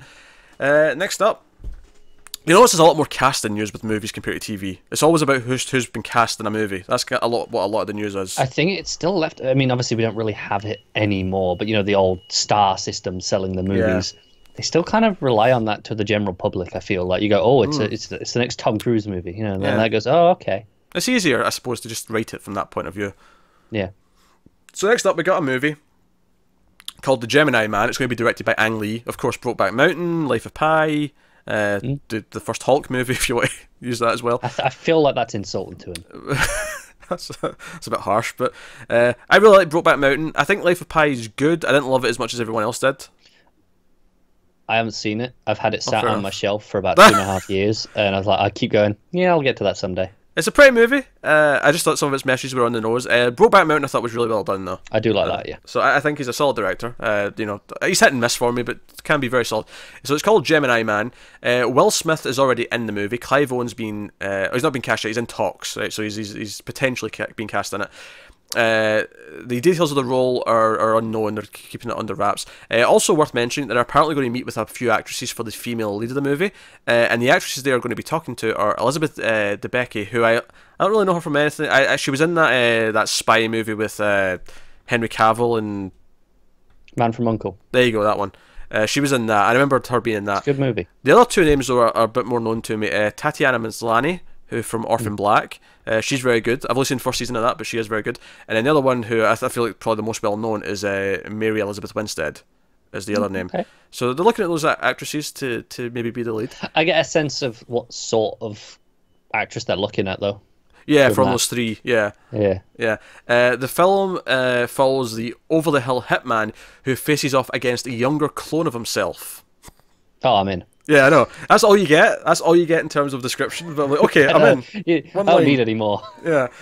Because up until then, it's like, oh, what is this? Is this some sort of drama with these actors? And it's like, oh, no, okay. Yeah, no, okay, cool. And it's got a release date. It's going to come out October 4th, 2019. Which, they're always subject to change, of course, but right now that's the date. But I guess if it gets an update, well, that'll be in here, and yeah. Yeah, presumably, yeah. Okay, so next up, Neil Blomkamp, who you may know as the director of District 9, which is a fantastic movie. He also directed Elysium and Chappie, which people aren't as fond of. I still kind of like both of them, to be honest. But I watched Elysium, I don't know if it was this week or last week now, but it was alright. It's not great, but if you like your cyberpunk dystopia sci-fi movies, I think it's a solid enough watch. It's a solid 7 out of 10. It's on the nose, sure. I'll give you it. Yeah. But I also didn't hate Chappie. People hate Chappie, but I never saw Chappie because at the time I was busy, and then all the negative reception. I was like, yeah, okay, I'll save my 2 hours. I would be curious one day if you watch that. That probably will. Maybe I'll watch it this month. Who knows? Maybe we'll do it on Influx someday and talk about Chappie. I don't hate Chappie. Chappie has things I like about it. Even I recognise the faults. Don't get me wrong, I do. But is it the worst of the three though? I kind of like it more than Elysium, if I'm honest. Okay, all right. I think it maybe has bigger problems than Elysium, but what it's trying to do, right? It has more heart than Elysium does, maybe. Okay. But I don't know. You're a cynical bastard, though, so you'll probably hate it. But as with all of his movies, though, the visual effects for the robots and stuff are fantastic. I remember it looking good in the trailer. Yeah. So if nothing else, you get a visually really pretty sci-fi movie. But anyway, so last year he launched Oat Studio, which was basically like a sort of just a sort of a platform for him to make little short movies.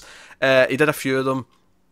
I've not actually watched it. I should actually track these down and watch them because I do like him as a filmmaker, so I should check these out. Yeah, didn't he put these out through Steam? A bunch of these? I think so, yeah. But what did he have? He had Firebase, he had Zygote, and then the other one, there was a third one. It's in here somewhere. I'll get to it when I'm reading the rest of the story. But so basically, what he's announced is that he's going to make one of these into a movie. He's going to expand it. This is the funny because this is what District 9 had. District 9 was a short film, and then it was expanded into a movie. So that's kind of potentially cool. And he's going to crowdfund it. Okay. And maybe gets. But here's the thing: he does so well on low budgets that I kind of like this idea that he's going to try and just make movies outside the system. That's true. I kind of like that. Especially District 9's the lowest budget of the ones, right? I think so, yeah.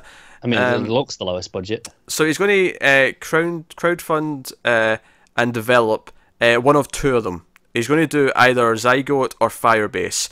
And what's interesting is he actually put up a poll, I think, on his Facebook. He's just like, hey, which one of these do you think I should do? And funnily enough, Firebase is winning at 51% of the votes, so it's close. So both are wanted. Both are heavily wanted. Yep. So I'm really curious to go and check these out now and see how I feel. But he actually said that he plans to do both eventually. It's like, which one do you want me to do first? And I'll fund that one first and do it. Yeah, it's reasonable. I actually kind of like the idea that he's used this to like sort of develop some ideas, and he's like, okay, we'll do a little short film, proof of concept, and it's like, okay, now I want to do this. Yeah, I'm down. So what are Firebase and Zygote? I don't actually know. Oh, okay. I thought this would have descriptions. The story never came with descriptions, but you can actually go and find them and watch them. I could. I just thought. I assumed the story would have told me. So unfortunately, no. Raka. Who's this story from? Raka's the other one. This was from Bloody Disgusting, actually. This came from. Shame on them. You should be including what these movies are. Yeah. Most of the horror news that comes up will probably be for them. Although this is not quite horror exactly, but no. Maybe one of the short films were, and that's why they've mentioned it. Could be. Yeah.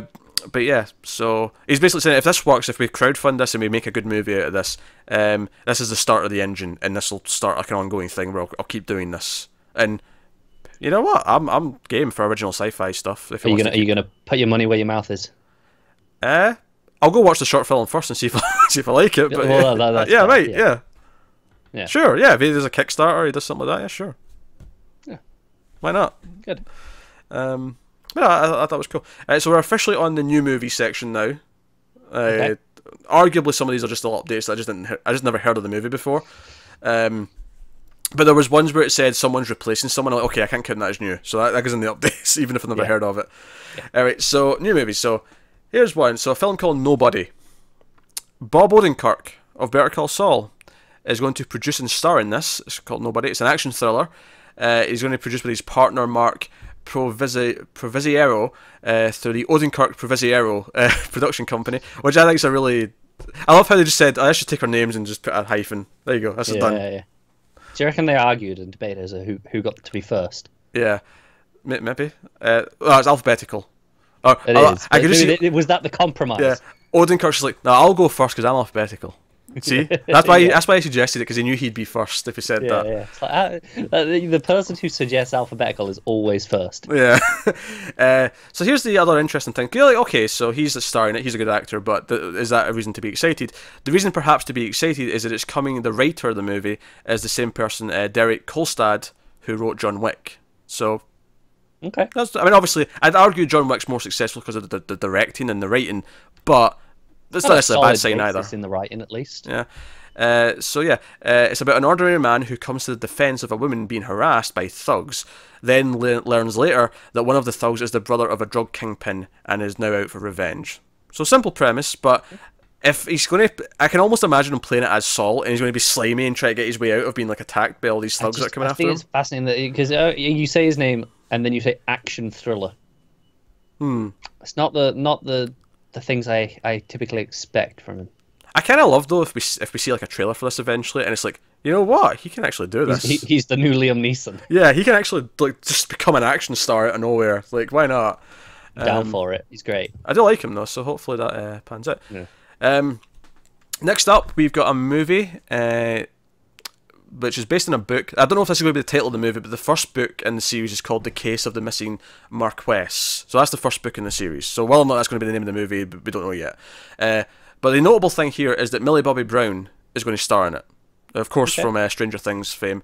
The book's based. This book series is Nancy Springer, and what you might not know about this though is that the whole concept of this book series is that the character is Enola Holmes, and she's meant to be the little sister or whatever. Or the little sidekick of Sherlock Holmes. Oh, okay. What was the exact word in here? Revolving around mysteries investigated by Sherlock and Mycroft Holmes' much younger sister, Enola. Okay. So this is like the young girl teen kind of like... Yeah.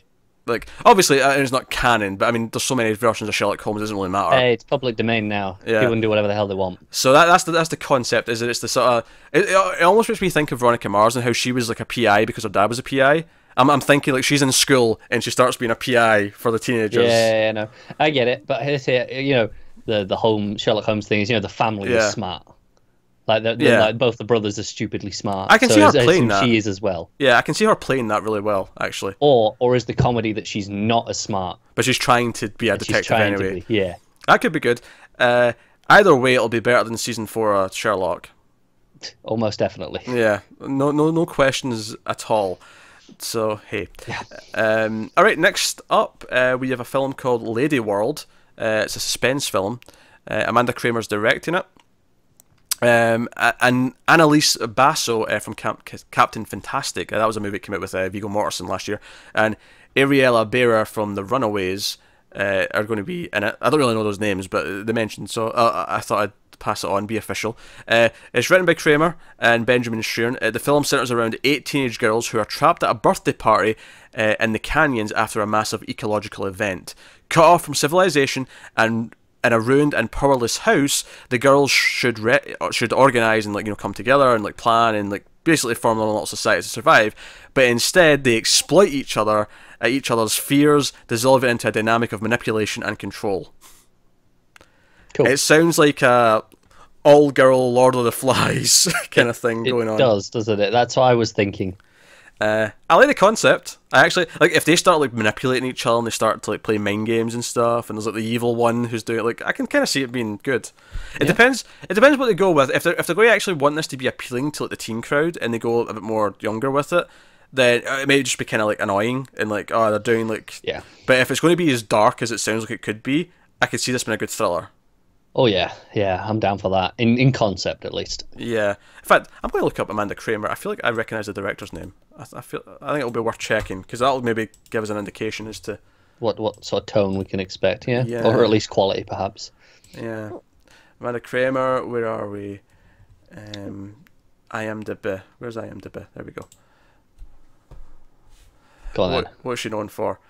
I've never heard of any of these movies. They're all short films. This is the first timer. I think I'm just confusing her with someone else then. Okay. She's done some short movies. They don't look like teen movies, though. I'll say that much. So, that's a positive start. Yeah, who knows? Who knows? All right, next up, Ridley Scott's in talks for his next project at Disney, of all places. The Merlin Saga.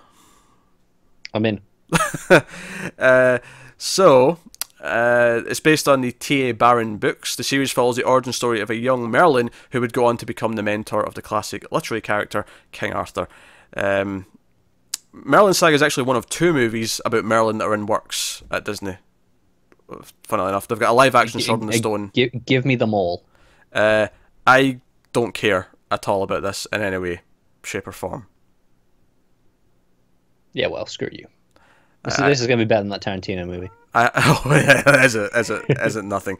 I've never really cared about King Arthur or Merlin as concepts. Because you're boring. I'm good. No, it's just boring. I just don't like it. It's dull. Fantasy bullshit. Bullshit. Hey, speaking's a thing I do sometimes. Sometimes you do it well, but not very often. Next up, Universal have got an action spec script that's coming with a star. It's coming with Kevin Hart attached to it. It's going to be directed by Tim Story. So it's called My Own Worst Enemy. And it's the writer here. I mean, he did London Has Fallen, so it's not exactly. Yeah, and I'm not a Kevin Hart fan. Yeah, he also did a sci-fi horror film that's got Keanu Reeves in it. Coming up, that's been worked on. Okay. So that's the thing. But the action comedy, Hart plays an agent that is tasked to kill and gets help from an unlikely source. That tells us next to nothing. Kevin Hart action comedy.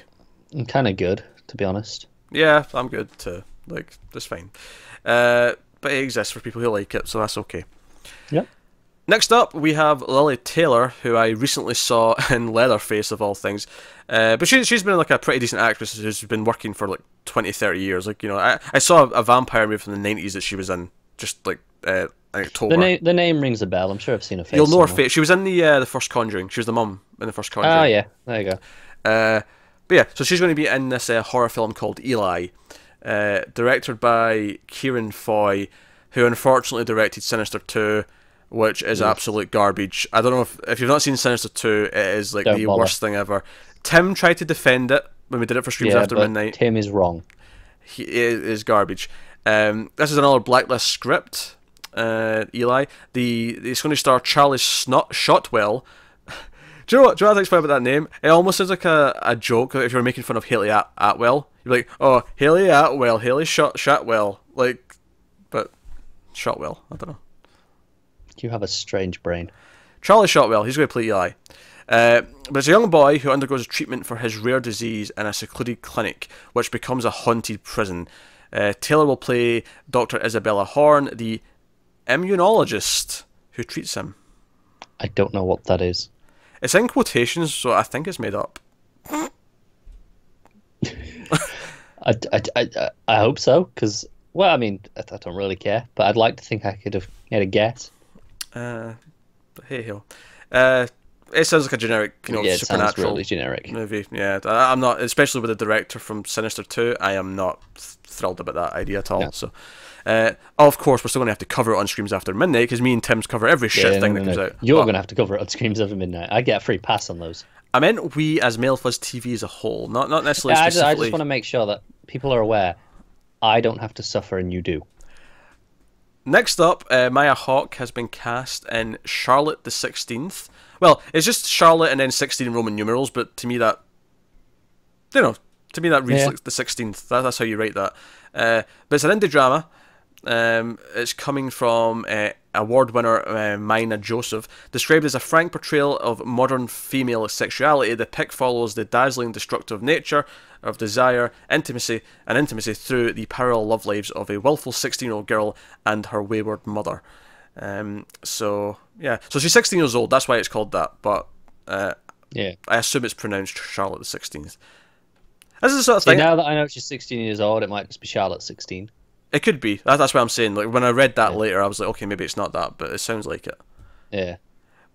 But I mean, nothing about it makes me excited on this. It's the kind of thing where once I see a trailer, like if this filmmaker has a good directing style, if it's a good tone, if it's a good it could be something. That concept, the premise there, you can kind of do anything with still. Like, yeah. I mean, that could be a concept for a horror movie if you wanted it to be. It could be, yeah. So I just don't know what to expect from it. So I can't really say, oh, I'm excited for that or I don't care, because I just don't know anything about it. Yeah, but it's all about style, it's all about tone, writing quality, those kind of things. Yeah. But yeah, I could see it being the indie drama hit of next year.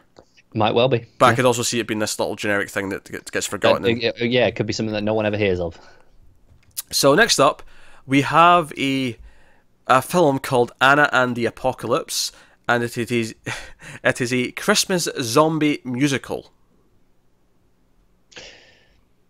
I love almost everything about this so far. The exception being the Christmas part. You're so weird. But yeah, so it's coming out next December. It's coming out next holiday season. The film focuses on a zombie apocalypse that is threatening the sleepy town of Little Haven during Christmas. The undead forces Anna and her high school friends to fight, sing, and slash their way to survival with a fast-spreading horde out that are hungry for their blood. John, this sounds amazing, but it's all going to be bloody Christmas songs, and I hate Christmas songs. Teaming up with their best friend John, Anna and her crew fight their way through zombified snowmen, ravenous bachelor parties, and high school hormones to try and save family and faculty alike. But they soon discover that no one is safe in this new world and that the only people they can truly rely on are each other. Zombie snowmen. Even though I hate musicals, you almost sold me there with zombie snowmen. I'm into it. This sounds so good. This is the thing though, this could be such a stupid movie that the singing won't bother me in the same way that it normally does. Because they might be singing while they're hacking people to bits, and that inherently is more interesting to me than just dancing. Make a dance out of the slashing. But with gore. Yeah. I'm not against this. Even though I don't typically like musicals, I'm not against this on principle. Take that for what it's worth. Yeah. Alright, next up, the director of Moonlight, Barry Jenkins, is attached to direct a film starring Chadwick Boseman, of course, from Black Panther, which is coming out soon. It's called Expatriate. There you go. Yeah. An international thriller set around the 1970s plane hijacking. Or an 1970s plane. Not the hijacking. A 1970s plane hijacking. Boseman actually wrote the script, which is interesting. He's also the writer. So I didn't know he was the writer. Yeah, me neither. So he's heavily involved, so that could be cool. So that's the premise. Like, we don't have anything more than that. But he's he wrote the script with his partner Logan Coles, who co-wrote it with him. So it's being produced through the Universal-based Mark Platt Productions banner. So I think that means it will be Universal distributing it. But probably. I mean, solid talent involved, but I mean, yeah, I mean the premise is like this could be like a dummy mission action premise, movie. Yeah, it could be anything. But you've got a director. I mean, I've not seen Moonlight yet. I want to. I've heard very good things. Its direction is its best part. Well, that's good because I think the script is a bit weak. It's a bit disparate because the whole thing is it's 3 separate times, and I feel like it links them, but it could have done better on that stuff for me. But okay. I think the direction is gorgeous. All right, well, that's good then. He's directing, and hopefully Boseman's script is good. And yeah, I'm excited for the names involved rather than the premise alone. But there you go. So next up, we have an option script from based on a novel. Everything I Never Told You is the name of it. From Celeste. How do you pronounce a name that's just N and G? Nug. I don't know. Celeste Nug. I know sometimes I butcher some names that I'm not familiar with, but this one's really I just don't know how to approach it. Beats me. Hey, anyway, so I bet it's like you know how you can spell win like Niagen, but it's win, right? So would it be Celeste Y? It may be, yeah, maybe Celeste Y. If it is, I'm impressed we figured that out, but we don't know for sure. It crossed my mind, and I was like, yeah, maybe. Because Win's one of those names when it's spelled like that, where you look at it and go, what the hell is that? But it's actually just looks Win. wrong, but I've kind of gotten used to, okay, that's what that is, even though it doesn't look right. But yeah, so they're working on this.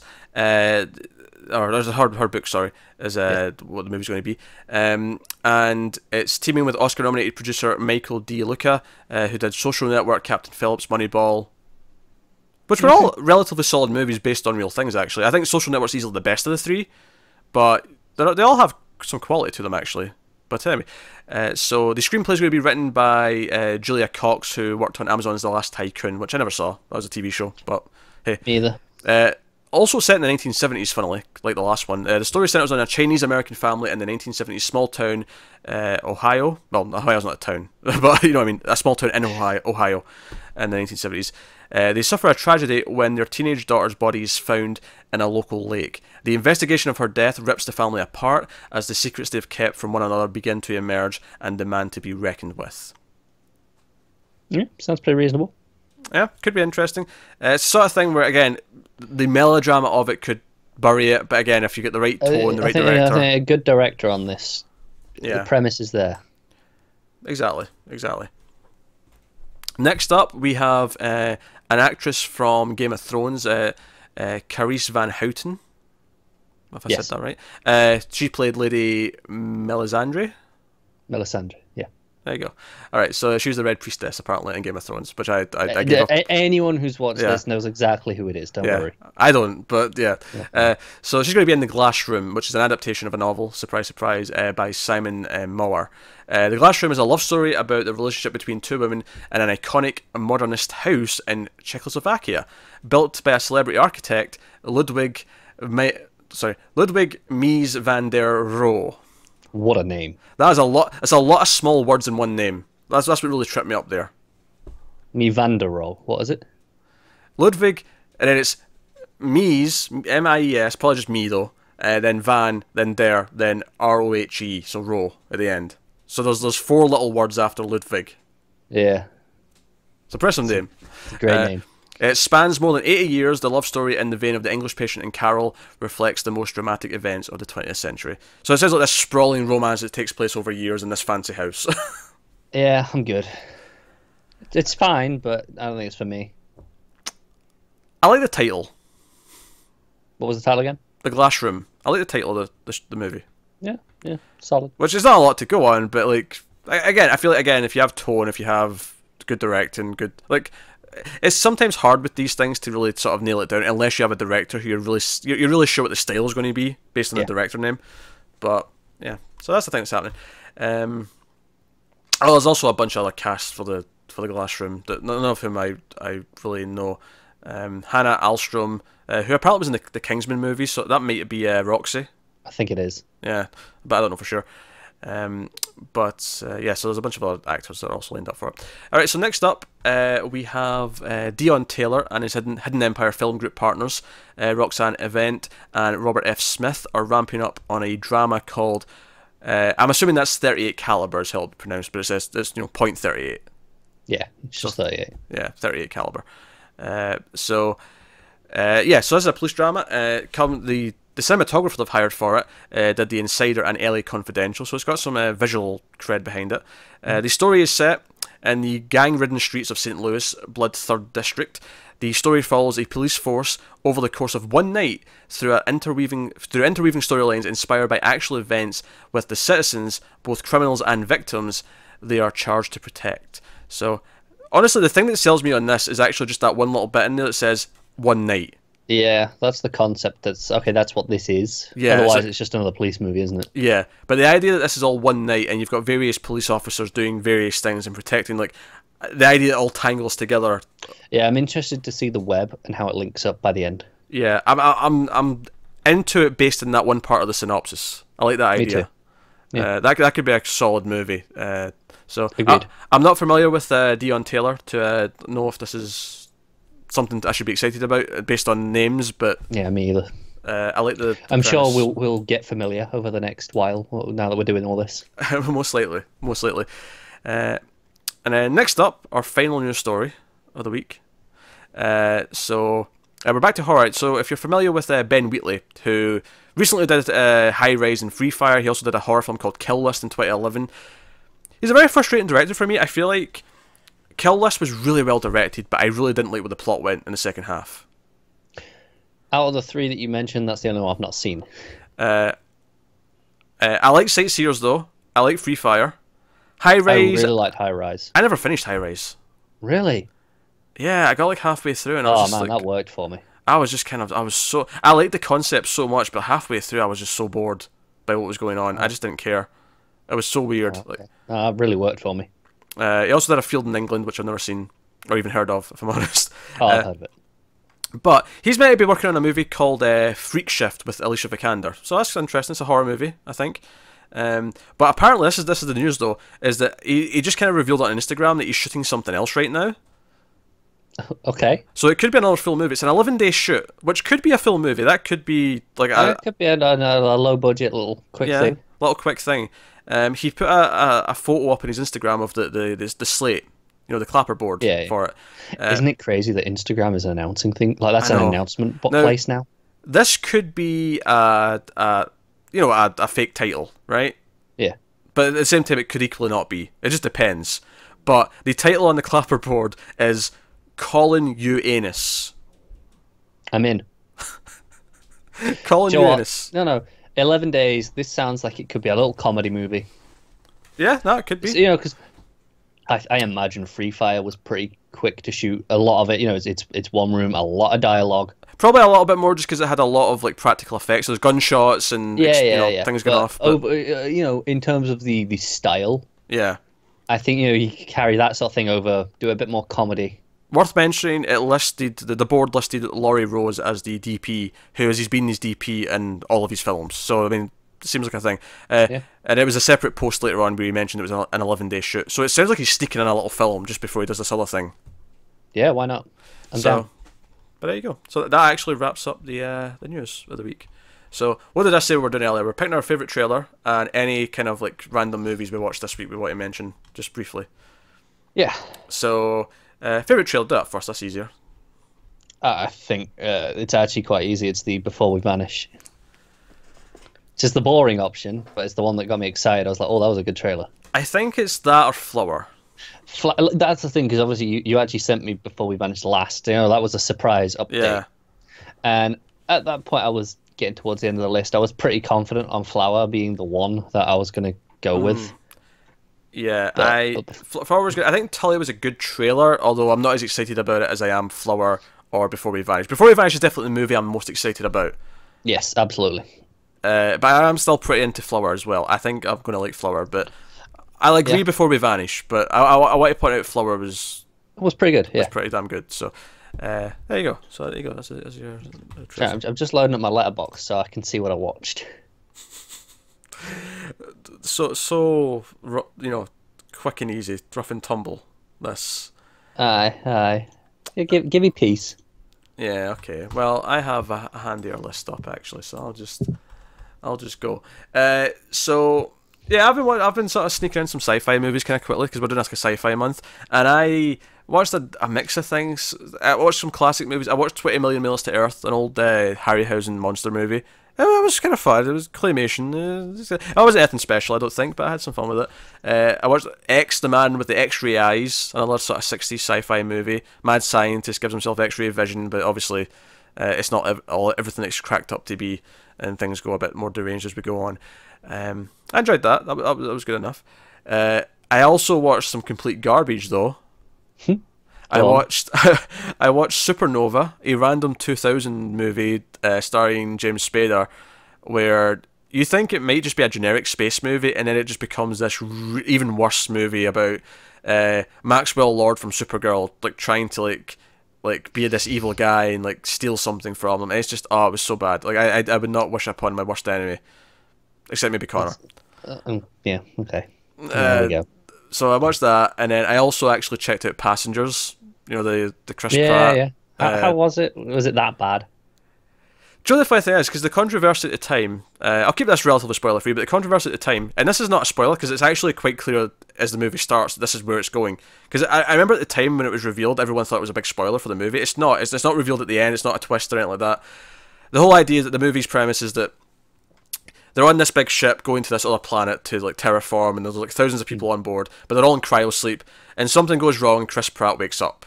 And he's there on his own, and it's 90 years early. He's going to be dead probably by the time like they get to the planet. And he's on his own for years. And we at the time I thought this was meant to be a twist that everyone kind of spoiled, but it's not. It's that he actually wakes her up. They don't wake up at the same time, and it's not like another accident that wakes her up. He makes the choice to wake her up, basically damning her to spend the rest of her life with him. Because he wants someone to be with. Yeah. And at first I was like, because there was an outrage at the time, this is like weird and creepy and kind of stalkery, and it is. At the start of the movie, I wasn't bothered by it though, because it actually presented it as in he knows he shouldn't do it, and there's a lot of debate. I mean, I haven't seen it, but I get from a script point of view the idea of, oh no, he's kind of losing it. He's on his own for years. He needs someone to talk to. He spends a year on his own, and he's going crazy. He's almost like, I mean, mild spoiler, he's about to commit suicide actually before he does it. Like that's how bad he is. Like he's ready. I'd buy that. Yeah. Right. And but that's the thing. At this point, I was okay with it because it's presenting it as something he shouldn't be doing. And even afterwards, and it's a secret. It's it's like no, he shouldn't have done this. And when she eventually finds out, the reaction is appropriate. However, it completely shits it all away in the third act because we just have a big action set piece, and then I guess she forgives him. I guess spoilers, but yeah, at the end she's just happily in love with him. Doesn't matter what he did. And it never actually addresses the moral question. It raises it, and I liked it when it was raising it, and then it just completely shits it all away for a generic third act. Okay, so it's a problem in that it wastes its concept. Well, no, it's a problem like everyone said it was because she just completely forgives him, even though like, I mean, and it wastes its concept of it's not doing anything. Interesting. It wastes its concept. But the complaint at the time that she like forgives this creepy stalker man for doing this to her and falls in love anyway. It was this. I mean, I think the best review I read, the quote was, you remember that whole thing like how to talk to a girl wearing headphones? That whole thing. Yeah, that one. Yeah, just don't. Like, this movie's based around that premise, is how do you talk to a girl wearing headphones, because he wakes her up, and it's like, he shouldn't interact with her, he should just let her be. It's the whole movie's basically that thing. But, it works out well for him, she falls in love with him, he's forgiven, it's all happy ending, blah, blah, blah, blah. That complaint's completely valid, because they never actually address it properly. Yeah. She just falls for him, and it's fine. Yeah, so it's a complaint in the ending, but the way I was always hearing it was a complaint in the concept of just waking her up at all. Well, I think it is because they never actually intended to do anything with it other than happily ever after. That's fair. So it is the concept. It's just like it was actually potentially interesting if they just went with it and like see if she never forgave him. That would have been so fascinating to me. If that would have been a fascinating idea that he had to learn what he did was wrong. And he kind of, I mean, he says he knows it was wrong, and he tries to apologise. It's like, it's trying to play it like we're supposed to be rooting for him, but we never are, because what he did was so bad that we can't root for him. We can't want them to be happy and be together. It's impossible. He sentenced her to death, like to never, meet her friends or family again or anything like that. Yeah. So that makes sense. So yeah, just don't bother with it. Basically, it starts off okay and then it just kind of nosedives as more it goes on. Fair enough. So I mean, in terms of other bad movies, we both watched, Waterworld. We reviewed that. Just letting them know it's coming. Yeah, we reviewed that. They haven't got that yet, so it's or anyone on YouTube watching this, the patrons might have it by now. They do, yeah. It's up. They do, yeah. They do. I should probably pay more attention. You should pay more attention to that. Yeah, well, it's coming, YouTube. So no, stuff we didn't review anywhere though, or plan on reviewing. What did you watch? What did I watched The Road. Ah, it's a good movie. It was a very good movie. I enjoyed how bleak it was because I'm a cynical bastard. Oh. There's a scene with his son in the middle that is so goddamn dark. In the bathroom. Yeah. No spoilers. I know the exact scene you're on about. Oh, just in the one in the bathroom. Yeah. Oh dear, so dark. I love that movie. Love the music as well. It's a really good score. Yeah, great movie. I really enjoyed it. I also took my first trip to the cinema of the year, which excited. Nearly 2 weeks in, took me a while, just because. And I went to see Molly's Game. First one of the award season, so to speak. And I enjoyed it a lot. It's the most Sorkin movie I've ever seen. It's full Sorkin. I don't mind going. I've not seen like a ton of Sorkin. I've seen season 1 in the newsroom, and actually, it's heavy-handed as shit at times. But I can't help but enjoy it because it's written so quick and That's what it is. It's just constant dialogue. It's just snap. The dialogue is so good that even it kind of overshadows any problems you might have with it. If you like his dialogue, if you don't, then you're just going to hate it. Yeah, you're going to hate it. Yeah. I think it's maybe lacking much of a directorial style at the moment. It's a lot of quick cuts to complement his quick dialogue. But I think he can develop a bit more of a directorial style over time because he gets to coast on his writing style. Is this his first time directing? Yeah. Okay. That's interesting. Acting is fantastic from both Chastain and Elba. I'm not surprised. Yeah, they're both solid, and they bring the big game, and they deliver a lot of dialogue because that's kind of his thing. How many apocalypses were cancelled? Unfortunately, just one personal apocalypse. Oh. Yeah. Damn it. Oh well. Kevin Costner was in it too, which I enjoyed his role. I didn't really realize he was in the movie before I saw it. But you just watched Waterworld, so what was going through your head? He gives a great monologue as well. Okay, I'm sure they all give monologues. It's an Aaron Sorkin movie. Yeah, exactly. Aaron Sorkin's. What was the basic premise? Like, what was the? So it's Molly Bloom. She used to run these illegal poker games, essentially, and she's been raided by the FBI, police, whatever, and she's going to court, and Idris Elba is going to be her lawyer. So it's telling the story. Parts of it are in the present day of that this is what's happening now. So there's flashbacks to, but most of the story is the flashbacks of the story of what did happen. Oh, okay, all right. And it's her telling the story, so a lot of narration. That sounds right for Sorkin. Yeah, that sounds about right. Really good. Okay, cool. Anything else you want to mention? Not ones that we didn't do. I mean, I watched The Dark Tower. It was mediocre as shit. What is this, Idris Elba week for you? Like, it kind of was because I did do Pacific Rim at the start of the week as well. Yeah. That kind of just fits in, but not unintentionally. Yeah. Pacific Rim is actually going to be an influx. It's just we recorded it a little bit in advance for when it's going up. I wanted the points for Sci-Fi Month. Yeah, that's on the shelf until near the new one coming out in March. But that's ready to go. So that's the thing. It means we can take a week off recording because we did 2 this week.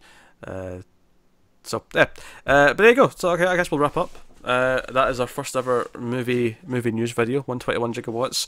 So hopefully that was as fun in the shambles that it is way as the TV one is. similar format, similar ideas. A lot more trailers to talk about, of course, because movie trailers are a much more consistent thing that happens every week. Oh, they just chuck them at you. This was a busy week in particular. Well, we'll see how this shapes up. I would hope maybe more like 5 or 6 most weeks, but we'll see. But hey, so that has been us. So by all means, of course, do look for the Streams After Midnight review of Insidious 4 later in the weekend. Me and Tim will be doing that. In terms of anything else that's coming up movie-wise, obviously in Fluxes every week. The one that just went up public, of course, was the 1978 Invasion of the Body Snatchers with me and Connor. The next one is going to be Waterworld, which is already up for the patrons, but that'll be up public for everyone next Friday, I believe. And I have no idea what's coming after that because Peter hasn't told me yet. I actually have decided, I just haven't told him yet. Yeah. But I'll keep it off public ears for now, just in case things change, because subject to change and all that jazz. So that's movie stuff coming up in the next little bit. In terms of Gigawatts movie reviews, there's not a whole lot this month. Things are kind of quiet on the schedule.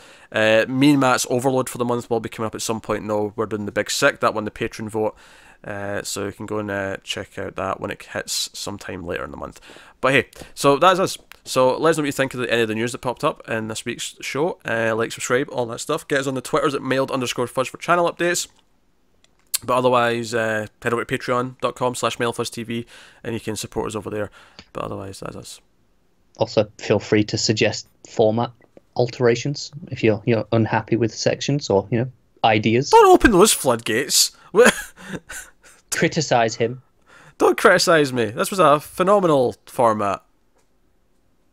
I'll let them judge that. Trailers were a bit early. They should have been in the middle. But other than that, it was fine. I think what I might do next week actually is group all the horror related stuff into like a horror section. That might be a fun idea. Yeah. Just keep that grouped. Don't know. Group by kind of genre a bit more than rather than how I do it in the TV one. Group more by the comic book section, horror section, blockbusters otherwise, and then your little dramas and stuff at the end kind of thing. I don't know. But here we go. So that has been the first one. So thank you very much for sticking around and listening to us ramble on for almost 2 hours. We appreciate it loads. We'll see you next time and keep watching movies, guys. We'll see you next time.